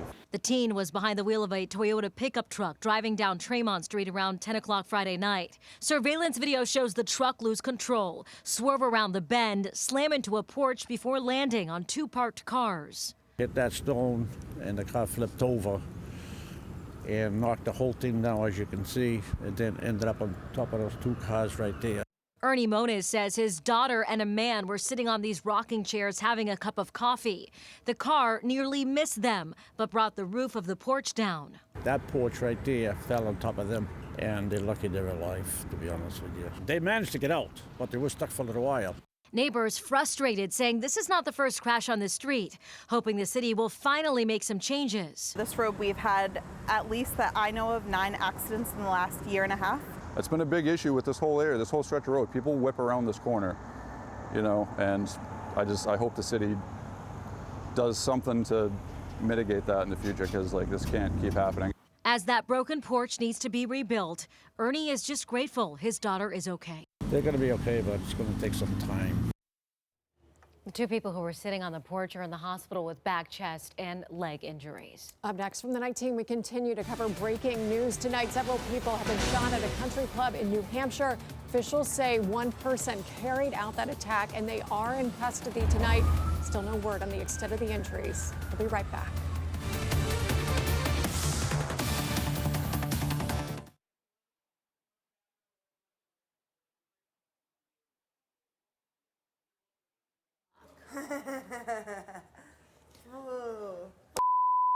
I can already tell. Woo. That's what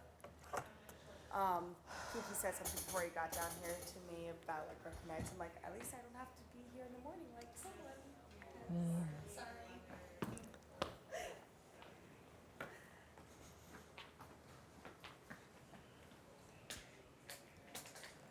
Man at 30.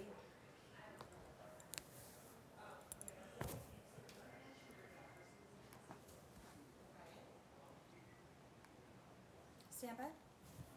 And 3, 2.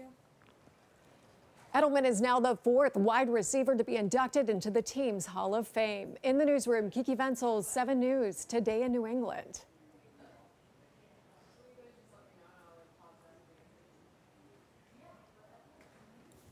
Stand by.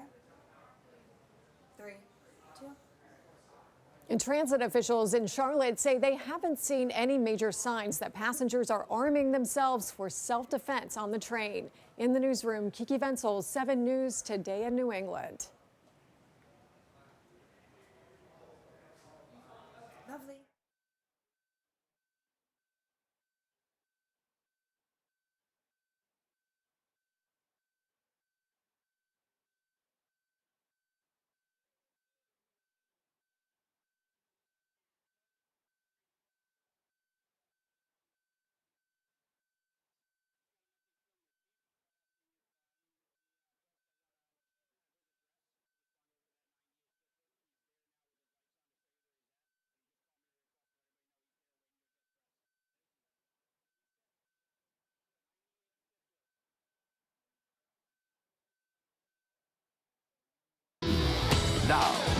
for 7 Sports with Marley Weirda. The Red Sox looking for their second straight win over the Rays tonight as they look to maintain their position in the AL wildcard standings or improve it. Heading into today, they were tied with the Astros for second, so the Sox sure could use a little insurance with Cleveland right on their tails. And this one was a family affair tonight. Nathaniel Lowe chopping it up with his brother Josh before tonight's game.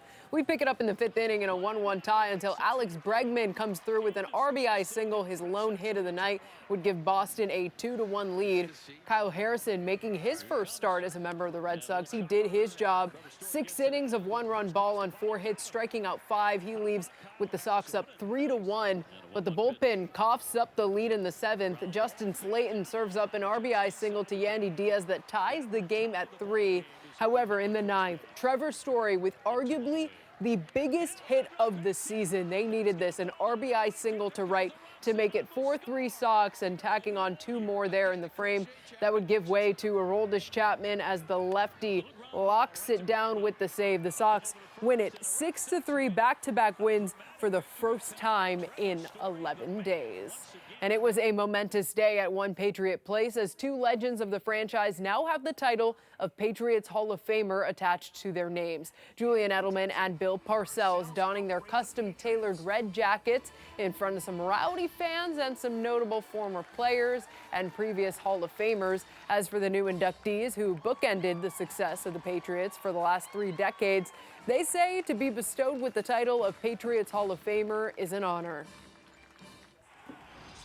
I'll always be proud to say I'm a New England Patriot.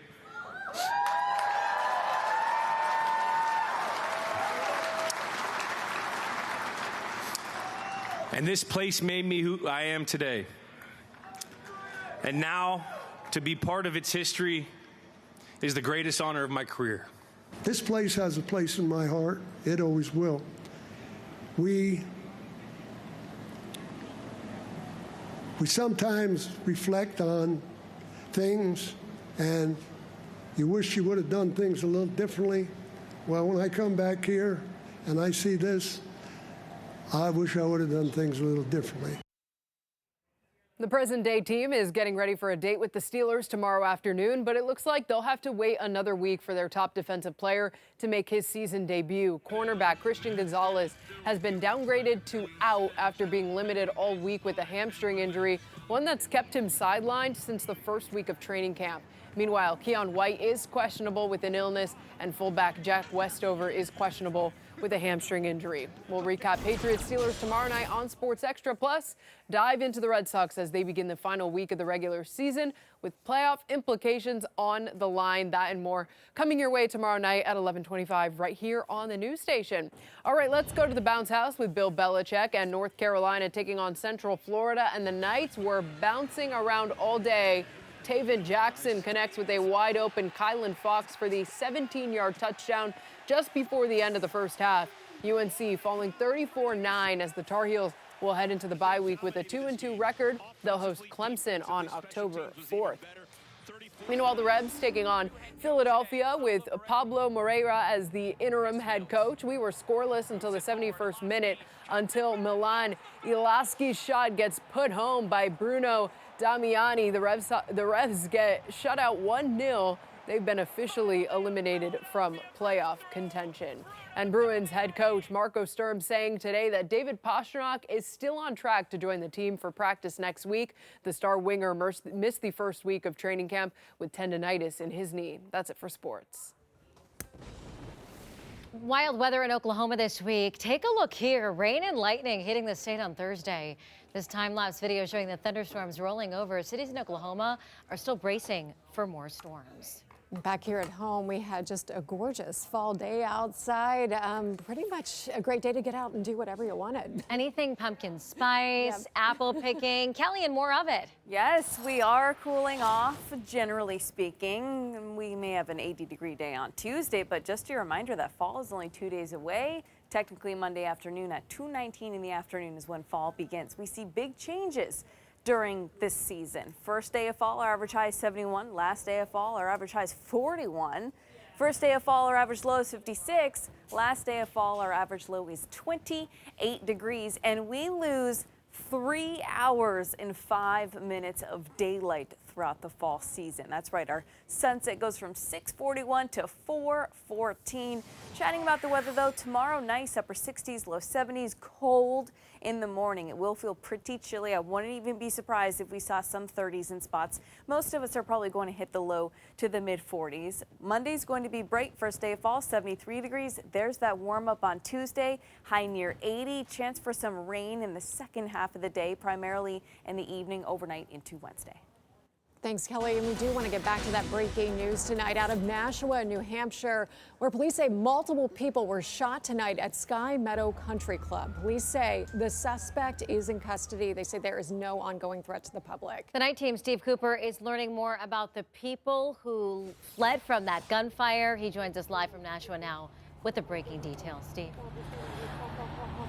Right, they're all part of a wedding party that was at the country club when all this happened, along with diners that were in the restaurant, the Prime Steakhouse inside Sky Meadow, which is just up the street from where we are. We're actually outside the Spitbrook Road fire station tonight, and that's where everybody was brought here earlier tonight, and they have been giving statements to police exactly what they saw. A witness who was in the restaurant described how he saw the gunman come in, open fire, and that witness then tells us that he smashed a chair over the shooter's head that brought him to the ground, but then that suspect got up and left. And that witness now telling me just moments ago that the suspect was caught by police in the woods, and there's a vehicle here at the police station that may be associated with that suspect. We're being told that there's a possibility that that suspect actually left the car here, went up through the woods to gain access to the country club because it's a gated community in there and you have to go through security to get by there. So that is one of the things that investigators are looking at right now. We don't know how many people were injured, how many people were shot, and how many people went to the hospital in all, but we do know that there is no second shooter here. We know that the crime scene is now frozen, if you will. The Assistant Attorney General Peter Hinckley, along with the Nashua Police Chief, are expected to update the media shortly in connection with what they know right now about what happened and the conditions of the victims here.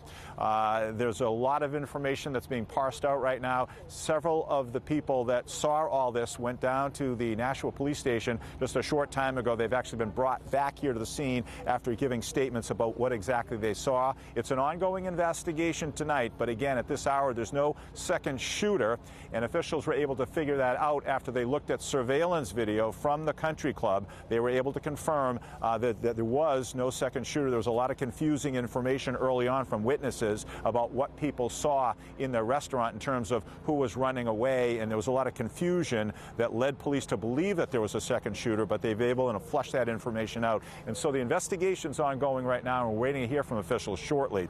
But right now, we don't know the conditions of the victims here.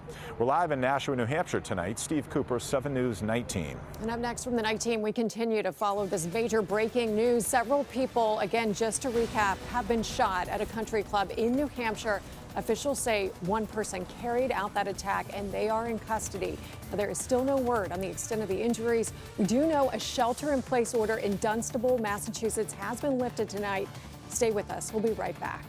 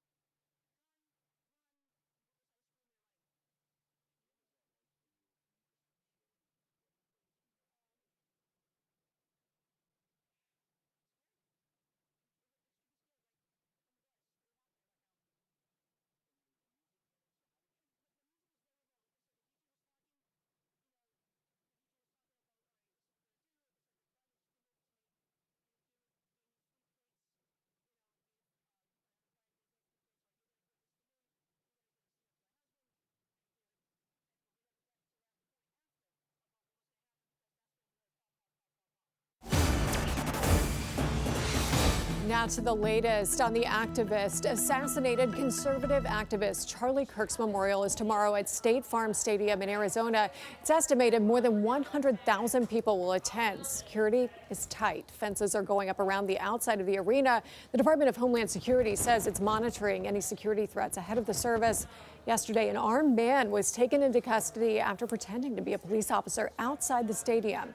Now, there will be high-profile speakers at the service tomorrow. Among them, President Trump, Vice President J.D. Vance, Erica Kirk, Robert F. Kennedy Jr., Secretary of State Marco Rubio, Defense Secretary Pete Hegseth, talk show host Tucker Carlson, and Director of National Intelligence Tulsi Gabbard. Kirk was shot and killed on the campus of Utah Valley University 11 days ago. He was a major player in the MAGA movement, helping President Trump win re-election in November. And students at the university held a vigil for Kirk last night. The 22-year-old suspect surrendered to police and is currently facing a long list of charges. Up next from the night team, we are continuing to cover that major breaking news out of New Hampshire. We know right now several people have been shot at a country club there. Officials say one person carried out the attack. We know that one person is in custody. We're trying to learn more about the extent of the injuries and learn how many people were injured. Stay with us as we work to learn more breaking details. We will be right back.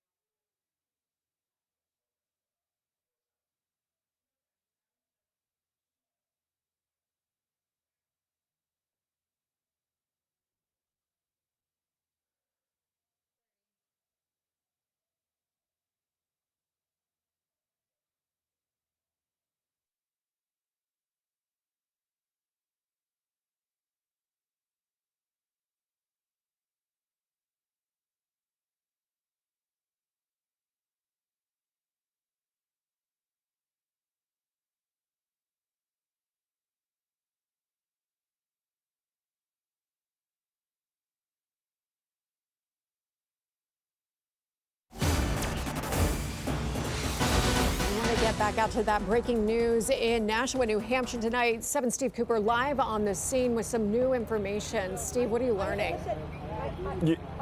Okay, we just talked to someone that was in the wedding party that just left here, and she told us that they were in the room next to the restaurant where the shooting actually happened, and she basically told us that they heard the sounds pop, pop, pop. There were people out on the dance floor. That's where she was, and everyone just quickly scattered. She says that she actually hid under a table, and she's sort of trying to piece everything together right now. She said some people just ran for the doors, some people ran into the kitchen. She said everyone just scattered everywhere. She said it was a surreal scene, like a scene out of a movie. She's okay. She's just trying to catch her breath and process everything that she saw and that she heard, but she's okay. She says everyone in the wedding party appears to be okay at this point, but she says that it was horrifying and she just can't believe that all this happened here tonight in real time. She doesn't know anything about the shooter. She heard that the shooter said some words at some point, exchanging words with people there, saying something like the kids are okay. Apparently, we're hearing from another witness that the shooter came through the woods and then left through the woods, and that's where he was arrested or taken into custody by police. And we're still expected to hear from the Assistant Attorney General Peter Hinckley and the police chief here shortly. But again, at this hour, we know several people were shot. We don't know how many. We know that the suspect is in custody, and we also know that there is no second shooter. That information was parsed out by police. They were able to look at surveillance video and confirm that there was only one shooter here. The investigation is ongoing and active. We're live in Nashua, New Hampshire tonight. Steve Cooper, 7 News 19. And that's a wrap for 7 News at 10 tonight. Thank you for being with us. I'm Kiki Venzel. I'm Laura Queso. Make sure you stay with the news station for 7 News at 11. We're just getting in our ear. We want to get back to Steve Cooper right now. There must be a big update. Steve, are you there?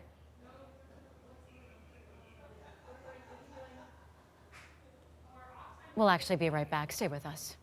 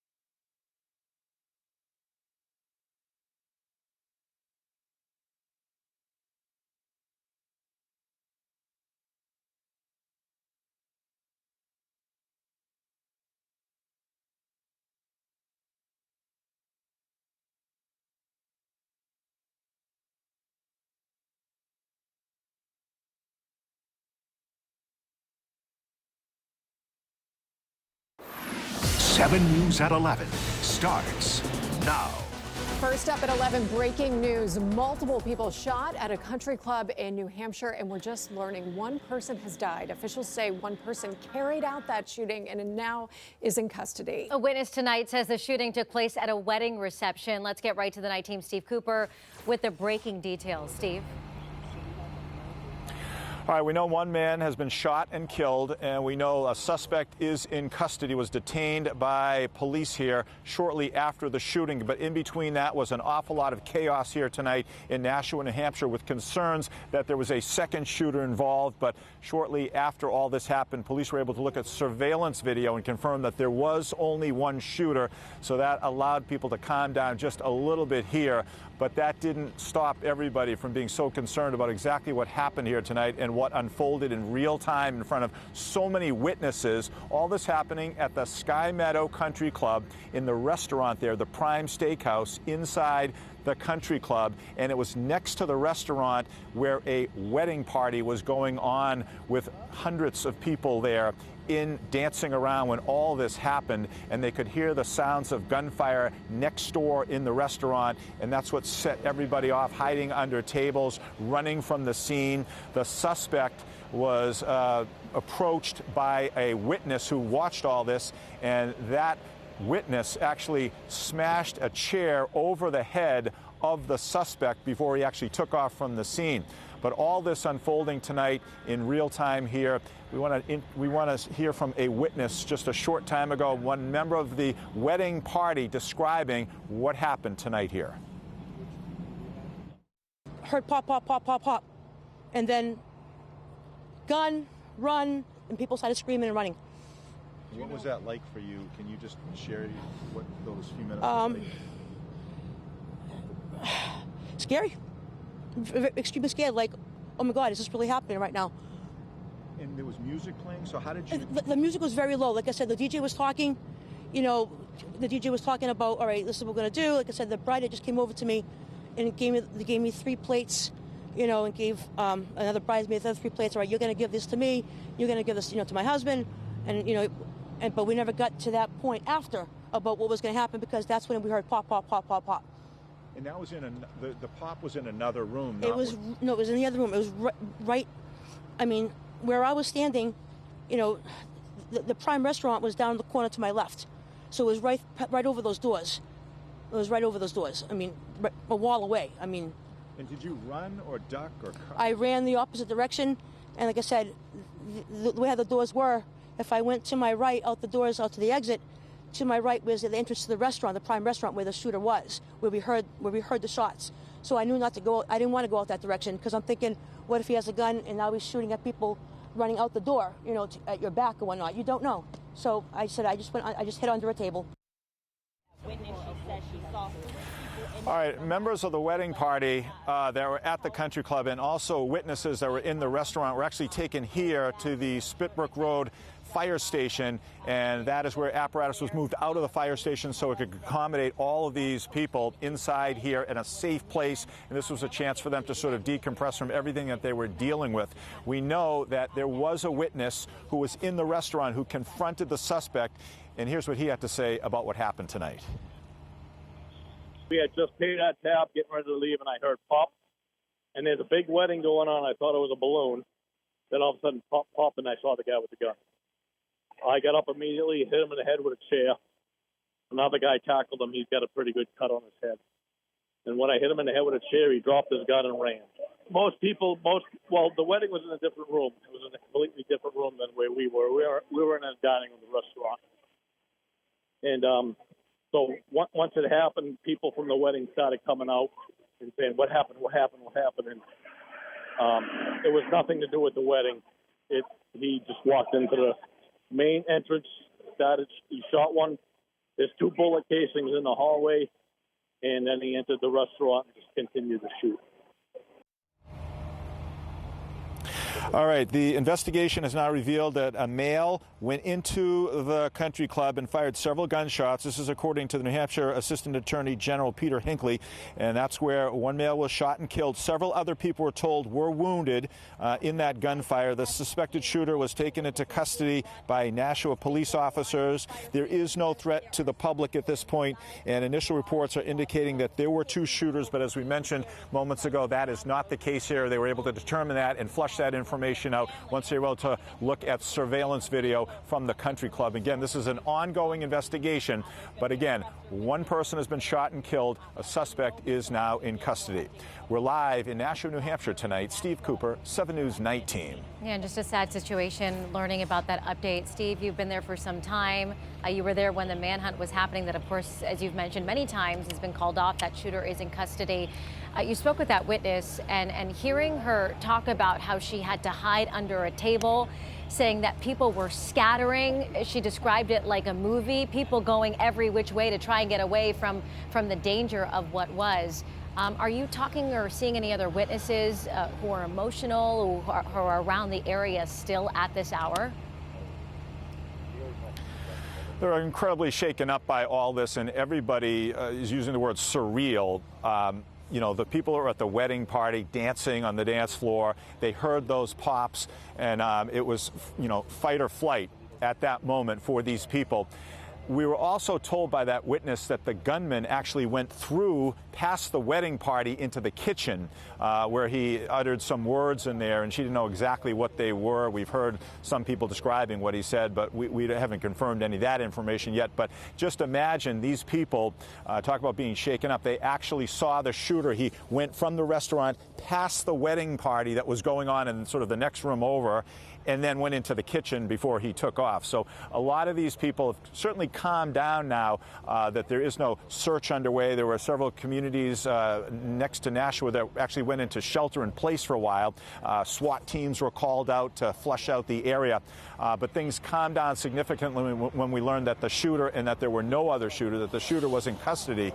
And so tonight, really, it's just processing the unimaginable for these people that were having such a joyous evening, and then to think that in a split second they're hiding under tables, running for their lives, and hoping that they wouldn't be shot. And so you can imagine what a night it has been here, and all those people were being spoken to here.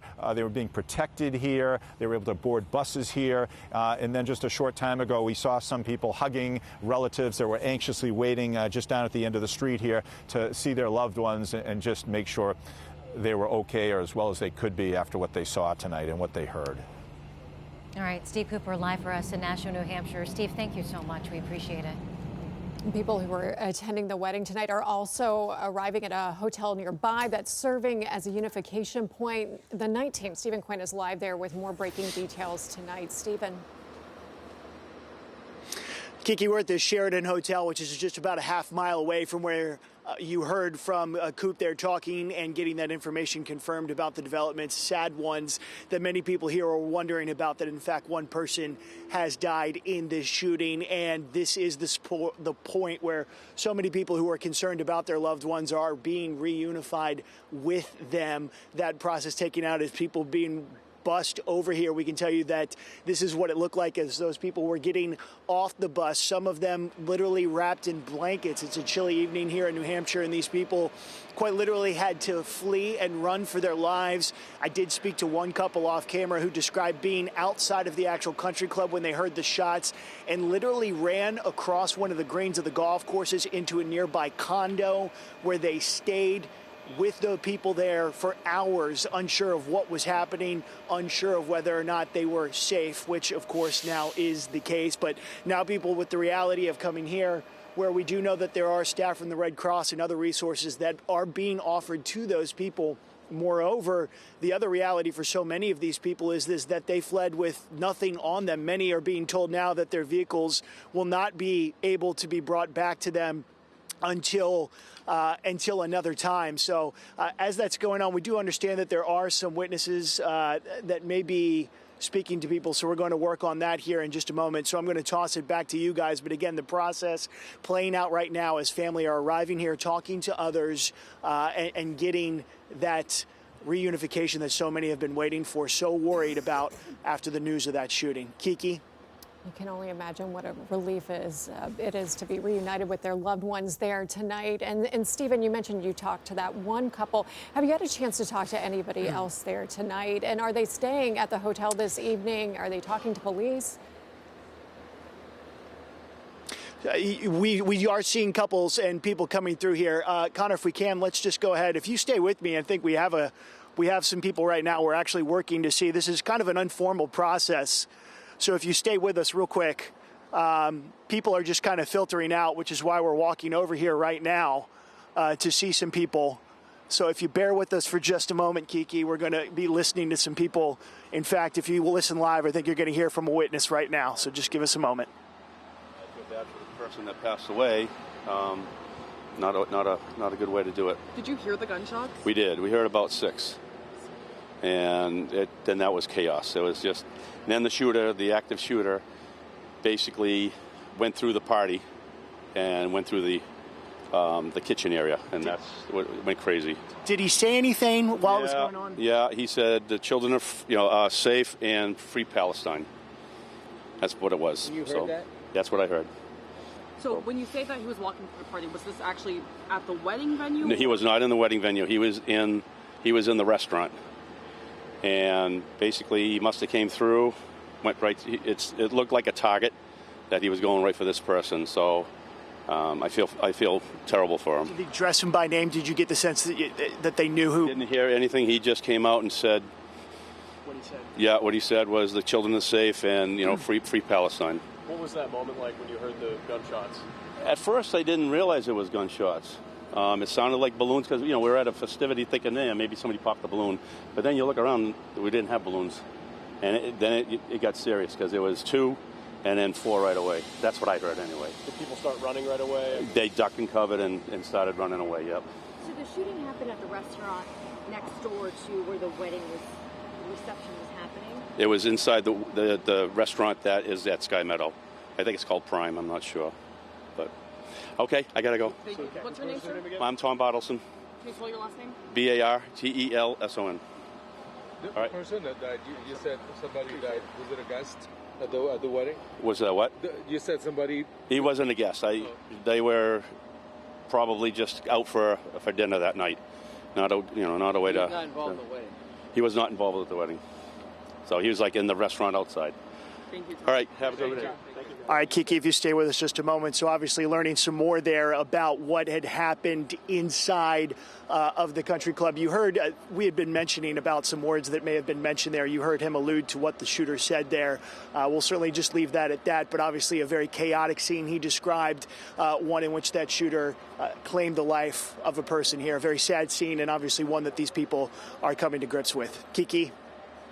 Right, Stephen Quinn, live on the scene there of a unification center in Nashua, New Hampshire, following a shooting at a country club there where multiple people were injured. We're now learning one person has died. We are continuing to cover this breaking news. Again, several people shot at that country club. Stay with us. We'll be right back.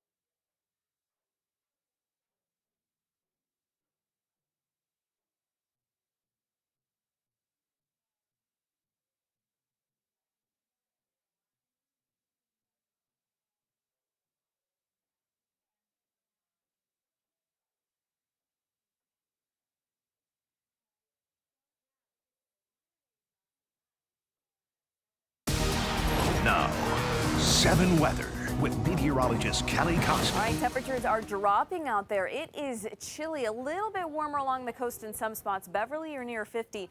Boston, you're warm near 57 degrees. But look, we have temperatures down to the 40s in a lot of locations. They will continue to drop overnight into tomorrow with the mostly clear skies we have out there, with the light winds that we have out there right now. Those are two ingredients for a chilly, chilly night, because clouds at nighttime kind of acts like a blanket, and they prevent our temperature from dropping off too rapidly. Would not be surprised if some spots, especially north central Mass, southern New Hampshire, got down into the upper 30s for tonight. So yes, it will be a chilly start tomorrow morning, but we are going to warm up nicely in the afternoon. We are going to have more sun in the morning, couple more clouds in the afternoon. Overall, variable cloudiness as the day goes on, but we are going to be nice and dry, refreshingly low levels of humidity. 9 a.m. you're still in the 50s. 1 o'clock you're at 68 degrees. 5 o'clock back down to 67. Our high temperature is going to be close to 69. Another thing that we have for tomorrow, preseason Bruins game, if you can believe it. Now pregame at 3 o'clock, you're close to 69 degrees. As we get out of the game, you're going to be down to the 50s. So temperatures going up and down over the next couple of years. Kind of typical for this time of year, right? Those transition seasons, we typically see a lot of variable temperatures. So tomorrow 69, Monday 73, that's close to average. But then, whoa, look at Tuesday, you're all the way up to 80 degrees. It does not last long though. You go right back down to 71. It's not just the temperature that's going up and down. The rain chances go up and down. The humidity goes up and down. Tomorrow and Monday, it is going to be very refreshing. We're talking dew points in the 40s and 50s, extremely comfortable. And then that completely flip-flops on Tuesday and Wednesday. We do have those rain chances those days, so it's not that surprising. But look, we're going to have dew points into the upper 60s. It's going to be very humid, midsummer-like levels of humidity for Tuesday into Wednesday. And then Thursday, Friday, it's still going to be pretty humid, just not as humid. And then Saturday, we're right back into those dew points into the upper 60s, and it feeling very sticky once again. Tracking the tropics, we do have Tropical Storm Gabrielle. Thankfully, Bermuda's right here, so they're missing a direct hit. This is expected to reach Category 2 status, but it is going to be tracking off to the north before turning to the northeast. Some impacts to the U.S. mainland, primarily in the form of swells and rip currents. So North Carolina, areas starting tomorrow over the next couple days, North Carolina coastline and areas north of that, watch out for some rip currents. Back here, I'm not sure too many people are going to the beach these days. Anyway, tomorrow 69 degrees. Monday is going to be up to 73. Warm, humid, chance for some showers Tuesday, primarily in the evening, overnight. A couple shower chances as we jump into Wednesday, temperature drops. And then we're watching our next system potentially bringing rain chances Thursday, Friday. Forecast models are kind of all over the place with this one, so we're going to have to wait and see. Otherwise, temperatures in the upper 60s, low 70s. Coming up next in 7 Sports, the Red Sox looking to keep their playoff hopes alive. We'll head to the highlights in Tampa Bay as they look to pick up a win in Game 2. That's coming up next.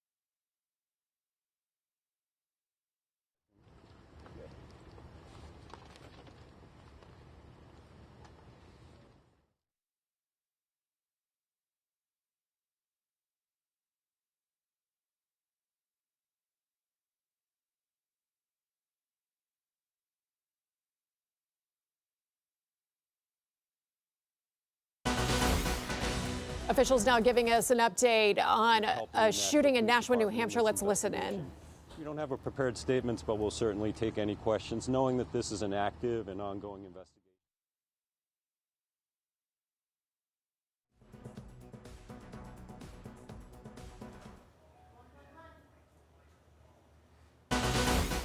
update now on a shooting in New Hampshire. Let's listen in. Course area, and there was a shooting. An adult male died.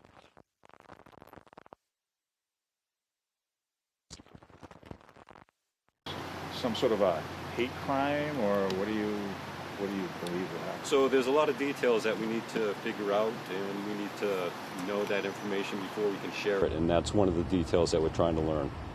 Well, we heard that he yelled out, "The kids are okay," and "Free Palestine." So what is that? Yeah, well, we're dealing with the facts and the information that we gather, and once we get that facts and information and have an actual motive that we can share, we'll certainly do that. But right now we get to deal with the facts and the information. For example, there was some information that there were 2 shooters. That turned out to be erroneous. We can definitively say that there is only 1 shooter. Was this a targeted shooting? Again, that's facts and information that we're trying to develop right now. How many victims? 1 adult male is deceased. There are multiple shooting victims. Again, we're trying to iron out that particular detail. Some of the shooting victims went to local fire departments, so that's why we're not sure of that detail just yet. How many people were injured in addition to the deceased male?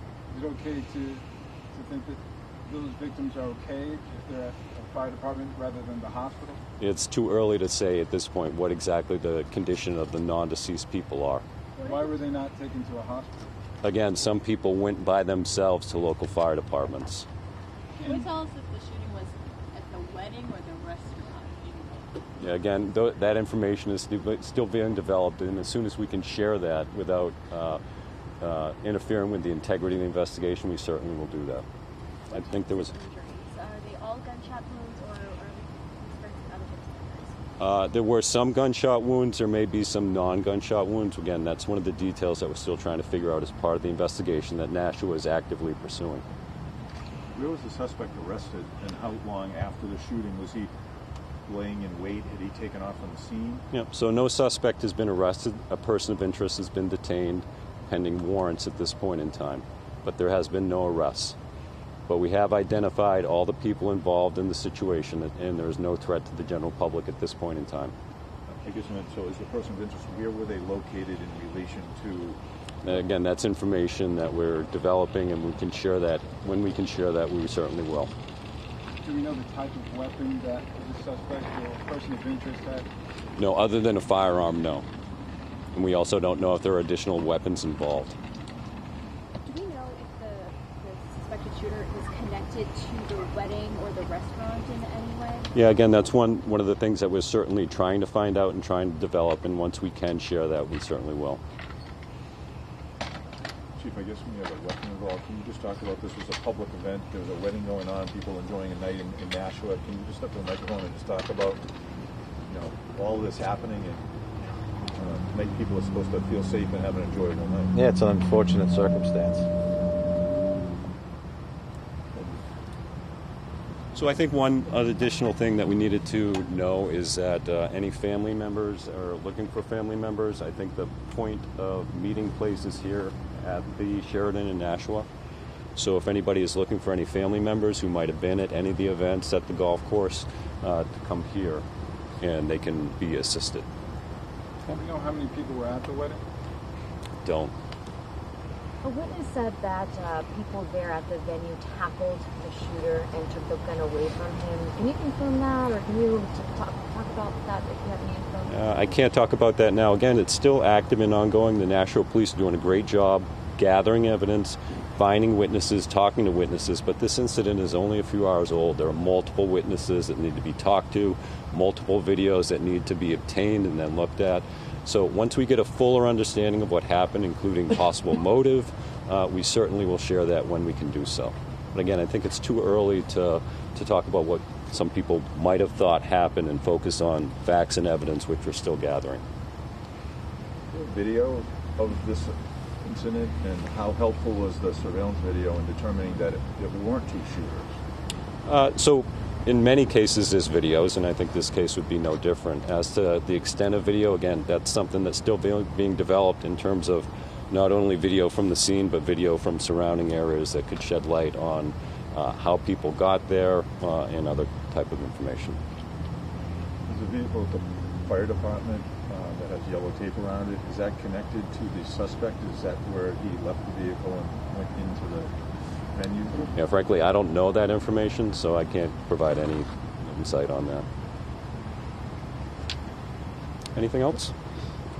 Is there anything? Situation for many people out there this evening with the lockdown that was in place. Just any words to kind of quell some of those fears, maybe for people out there who are worried or concerned. Well, so I work with homicides, and every homicide is a concerning situation. But at this point in time, Nashua has done a great job at identifying all the relevant parties and making sure that at this point in time there's no further threat to the public. So that's what we stated in the press release, and we feel confident repeating right now. Again, there was an erroneous statement. There were two shooters. It's believed there's only one shooter, and we have a person of interest who has been detained, and there is no threat to the general public. So we stated those with assurance in the news release, and we can repeat those today and right now. Mayor, just ask you, Mayor, just, you know, you've been a fixture in this community for decades, and just your reaction tonight to what's transpired and gone on, and your feelings about everything. Well, for any community like ours, this is a big tragedy that there would be such an incident. We are lucky that we have the Nashua Police Department, and I'm confident that they will get to the bottom of this and will bring the appropriate people to justice. These people don't think things like this happen on a Saturday night in a public area in Nashua, New Hampshire. That's right. I mean, I've heard from other mayors in other places, of course. It happens in Dayton and all these other places. But, it always crossed my mind, well, it's unlikely it ever to happen in Nashua. But now it has. And I think the message is for every community out there that no matter how unlikely it seems, it can happen. It can happen where you live.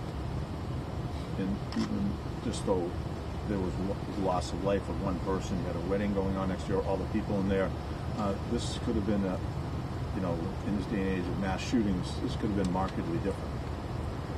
And I don't know the extent of the number of people who were injured or shot, so I can't really, one person is too much.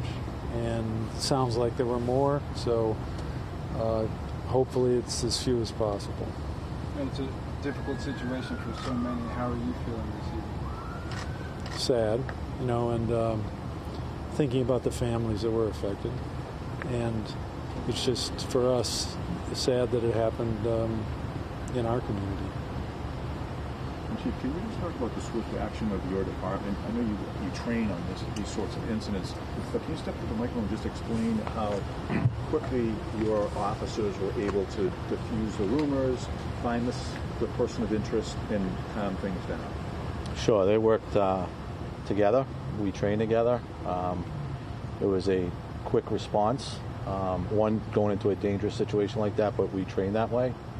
The teamwork, the officers, what they did was remarkable. Are there any federal agencies involved in this, or is it all?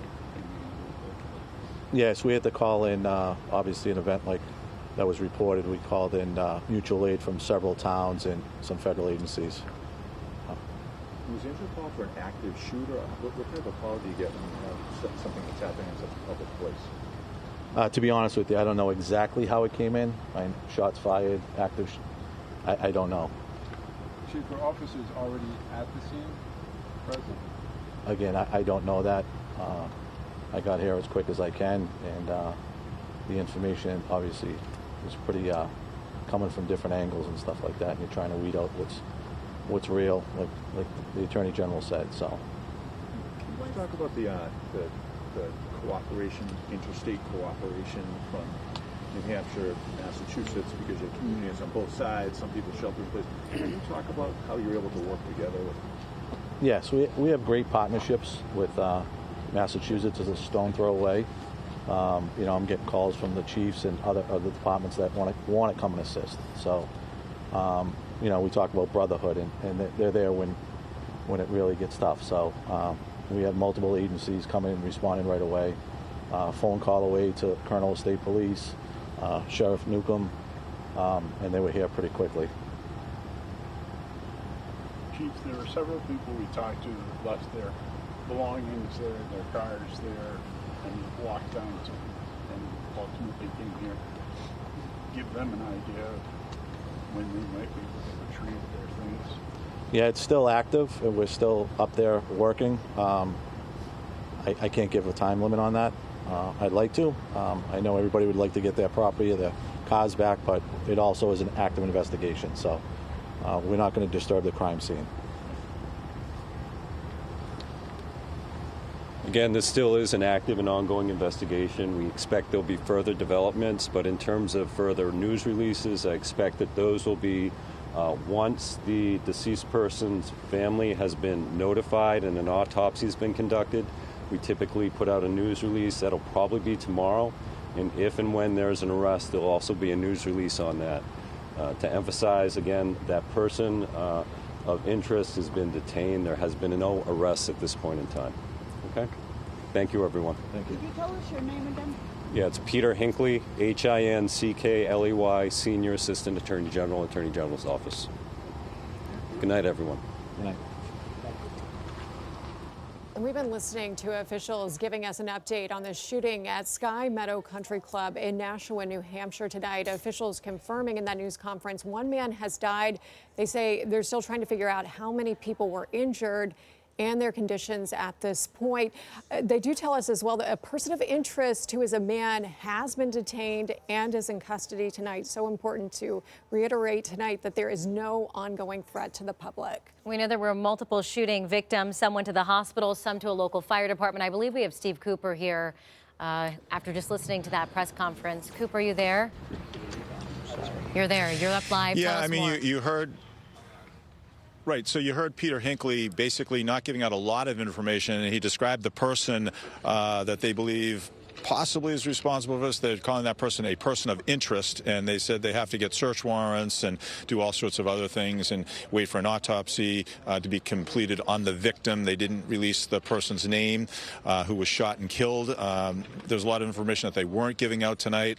We asked whether or not this was a targeted shooting, and they simply don't have this information right now. And the main reason why is because originally they thought they were looking for a second suspect, but through video surveillance they were able to determine that they weren't looking for a second suspect. And then there were just so many witnesses and people that they had to talk to get those stories, hear what these people saw. You've heard from some of those witnesses tonight on 7 News as we've been interviewing them. And they're really trying to hear from these people while the information is fresh in their minds. And these investigations, these first few hours, are so critical to their investigations to get that information from those people before they leave the scene, to understand what they saw and what they know and what they heard, because that's all part of this ongoing investigation. But as you heard Peter Hinckley say, once the autopsy is completed on the victim, then once they have a chance to focus on the crime scene, and one of the things that they're waiting to do right now is to execute a search warrant. That whole scene, the crime scene at the country club, is frozen right now because they have to get judges to sign off on search warrants. And as far as the person of interest is concerned, they're doing a deep dive on that person. You heard us ask, was there a car involved? How did that person get there? How did that person have access to the country club? All those sorts of questions are what detectives are trying to determine right now, sort of get a digital blueprint on who this person is. We heard from some witnesses tonight that said that he said the children are okay and free Palestine. We tried to ask officials if this was some sort of a hate crime or something beyond a domestic incident here, and we don't know that information right now. And you also heard them say that they're working with federal partners as well.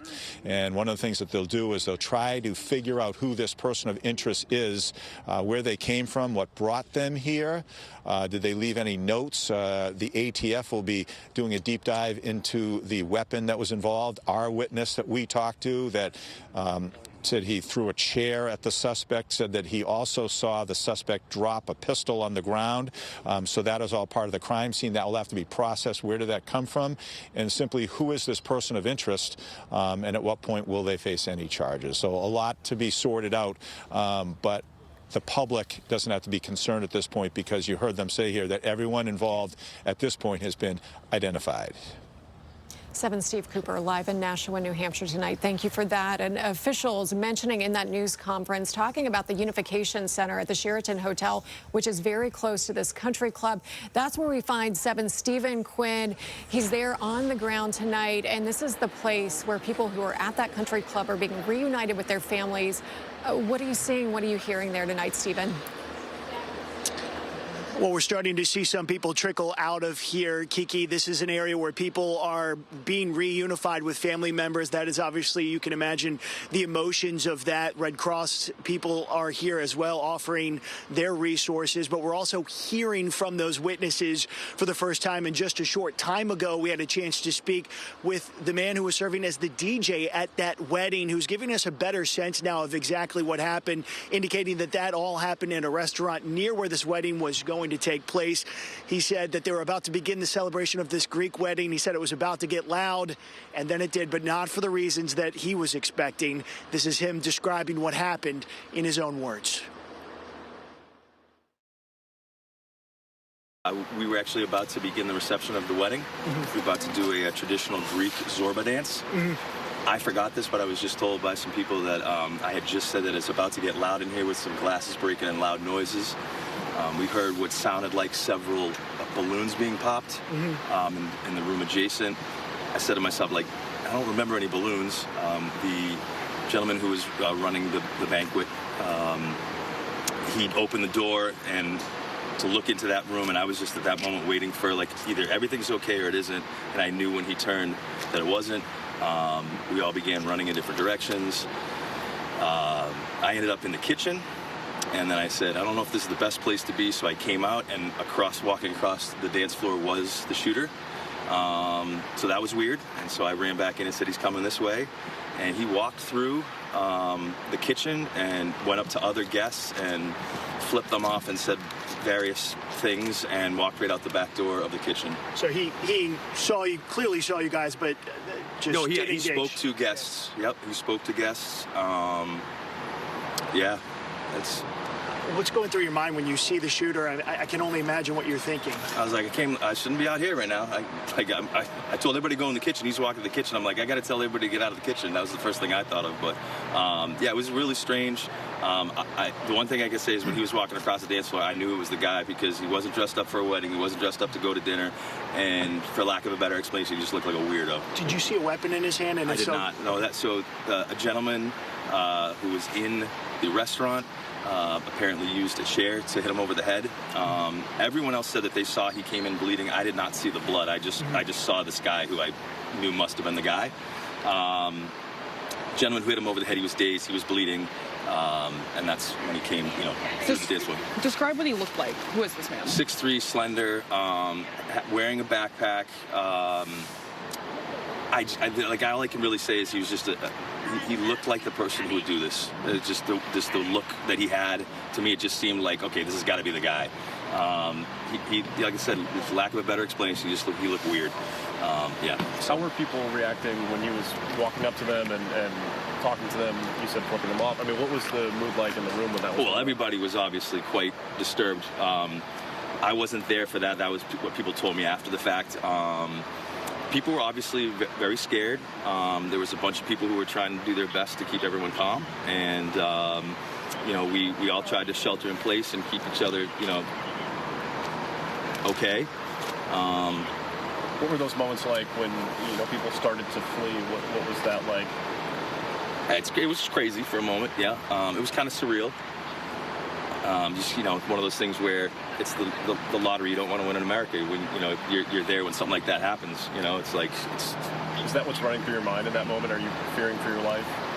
I wasn't, to be honest with you. I'm a wimp, but I wasn't. I was just. I can't believe at this exact moment, like literally we're about to start the reception and this happens, and I was thinking about my couple. Todd and Carissa, I was doing their wedding, and they didn't deserve that to happen. Obviously, the gentleman who was shot didn't deserve that to happen to him. The young lady who was shot. It's obviously just a sad thing that happened, and it goes on far too often in this country. I don't know what's going to change, but something needs to change. So. Tell us about what has been the process been after that. We saw you guys being brought into a bus to the fire station, and now here. If you could just kind of walk us through that. Well, everyone was great. You know, from the police to the fire department, they walked us all down under guard to because at that time there was still that suspect at large, we believed, or they believed. We went down to a local fire station, and just we're holding up there. The entire ballroom is a crime scene, so all my DJ equipment is still there. I'm not going to be able to get that tonight, maybe tomorrow. Obviously, not a major worry, but But everyone's great, and we were just kind of waiting and trying to find out what the scoop is, when we could go, and they ultimately let us know that don't expect to go back in there tonight. It's a crime scene, and so yeah. What's going on in the Sheraton here? So what they're doing is once we were actually on the last bus come in. You have to first check in, give some information. My friend here, my assistant David's sister came to pick us up. She had to check in so that they basically had a record of everyone being picked up. And they've got the American Red Cross in there with therapy dogs and people just, doing good things to try to make people feel better, in what was obviously a crazy night. What is the mood like in there? It's kind of somber just because, their wedding got ruined. Comparatively to losing a life is, but for these people, they came to celebrate something big and it got completely destroyed. And, but yeah, so the mood is just kind of like really, but I feel obviously for the gentleman who passed away, and we're all lucky that it only went as far as it did, and there's a gentleman in there who again hit him over the head. He was in the service at some point.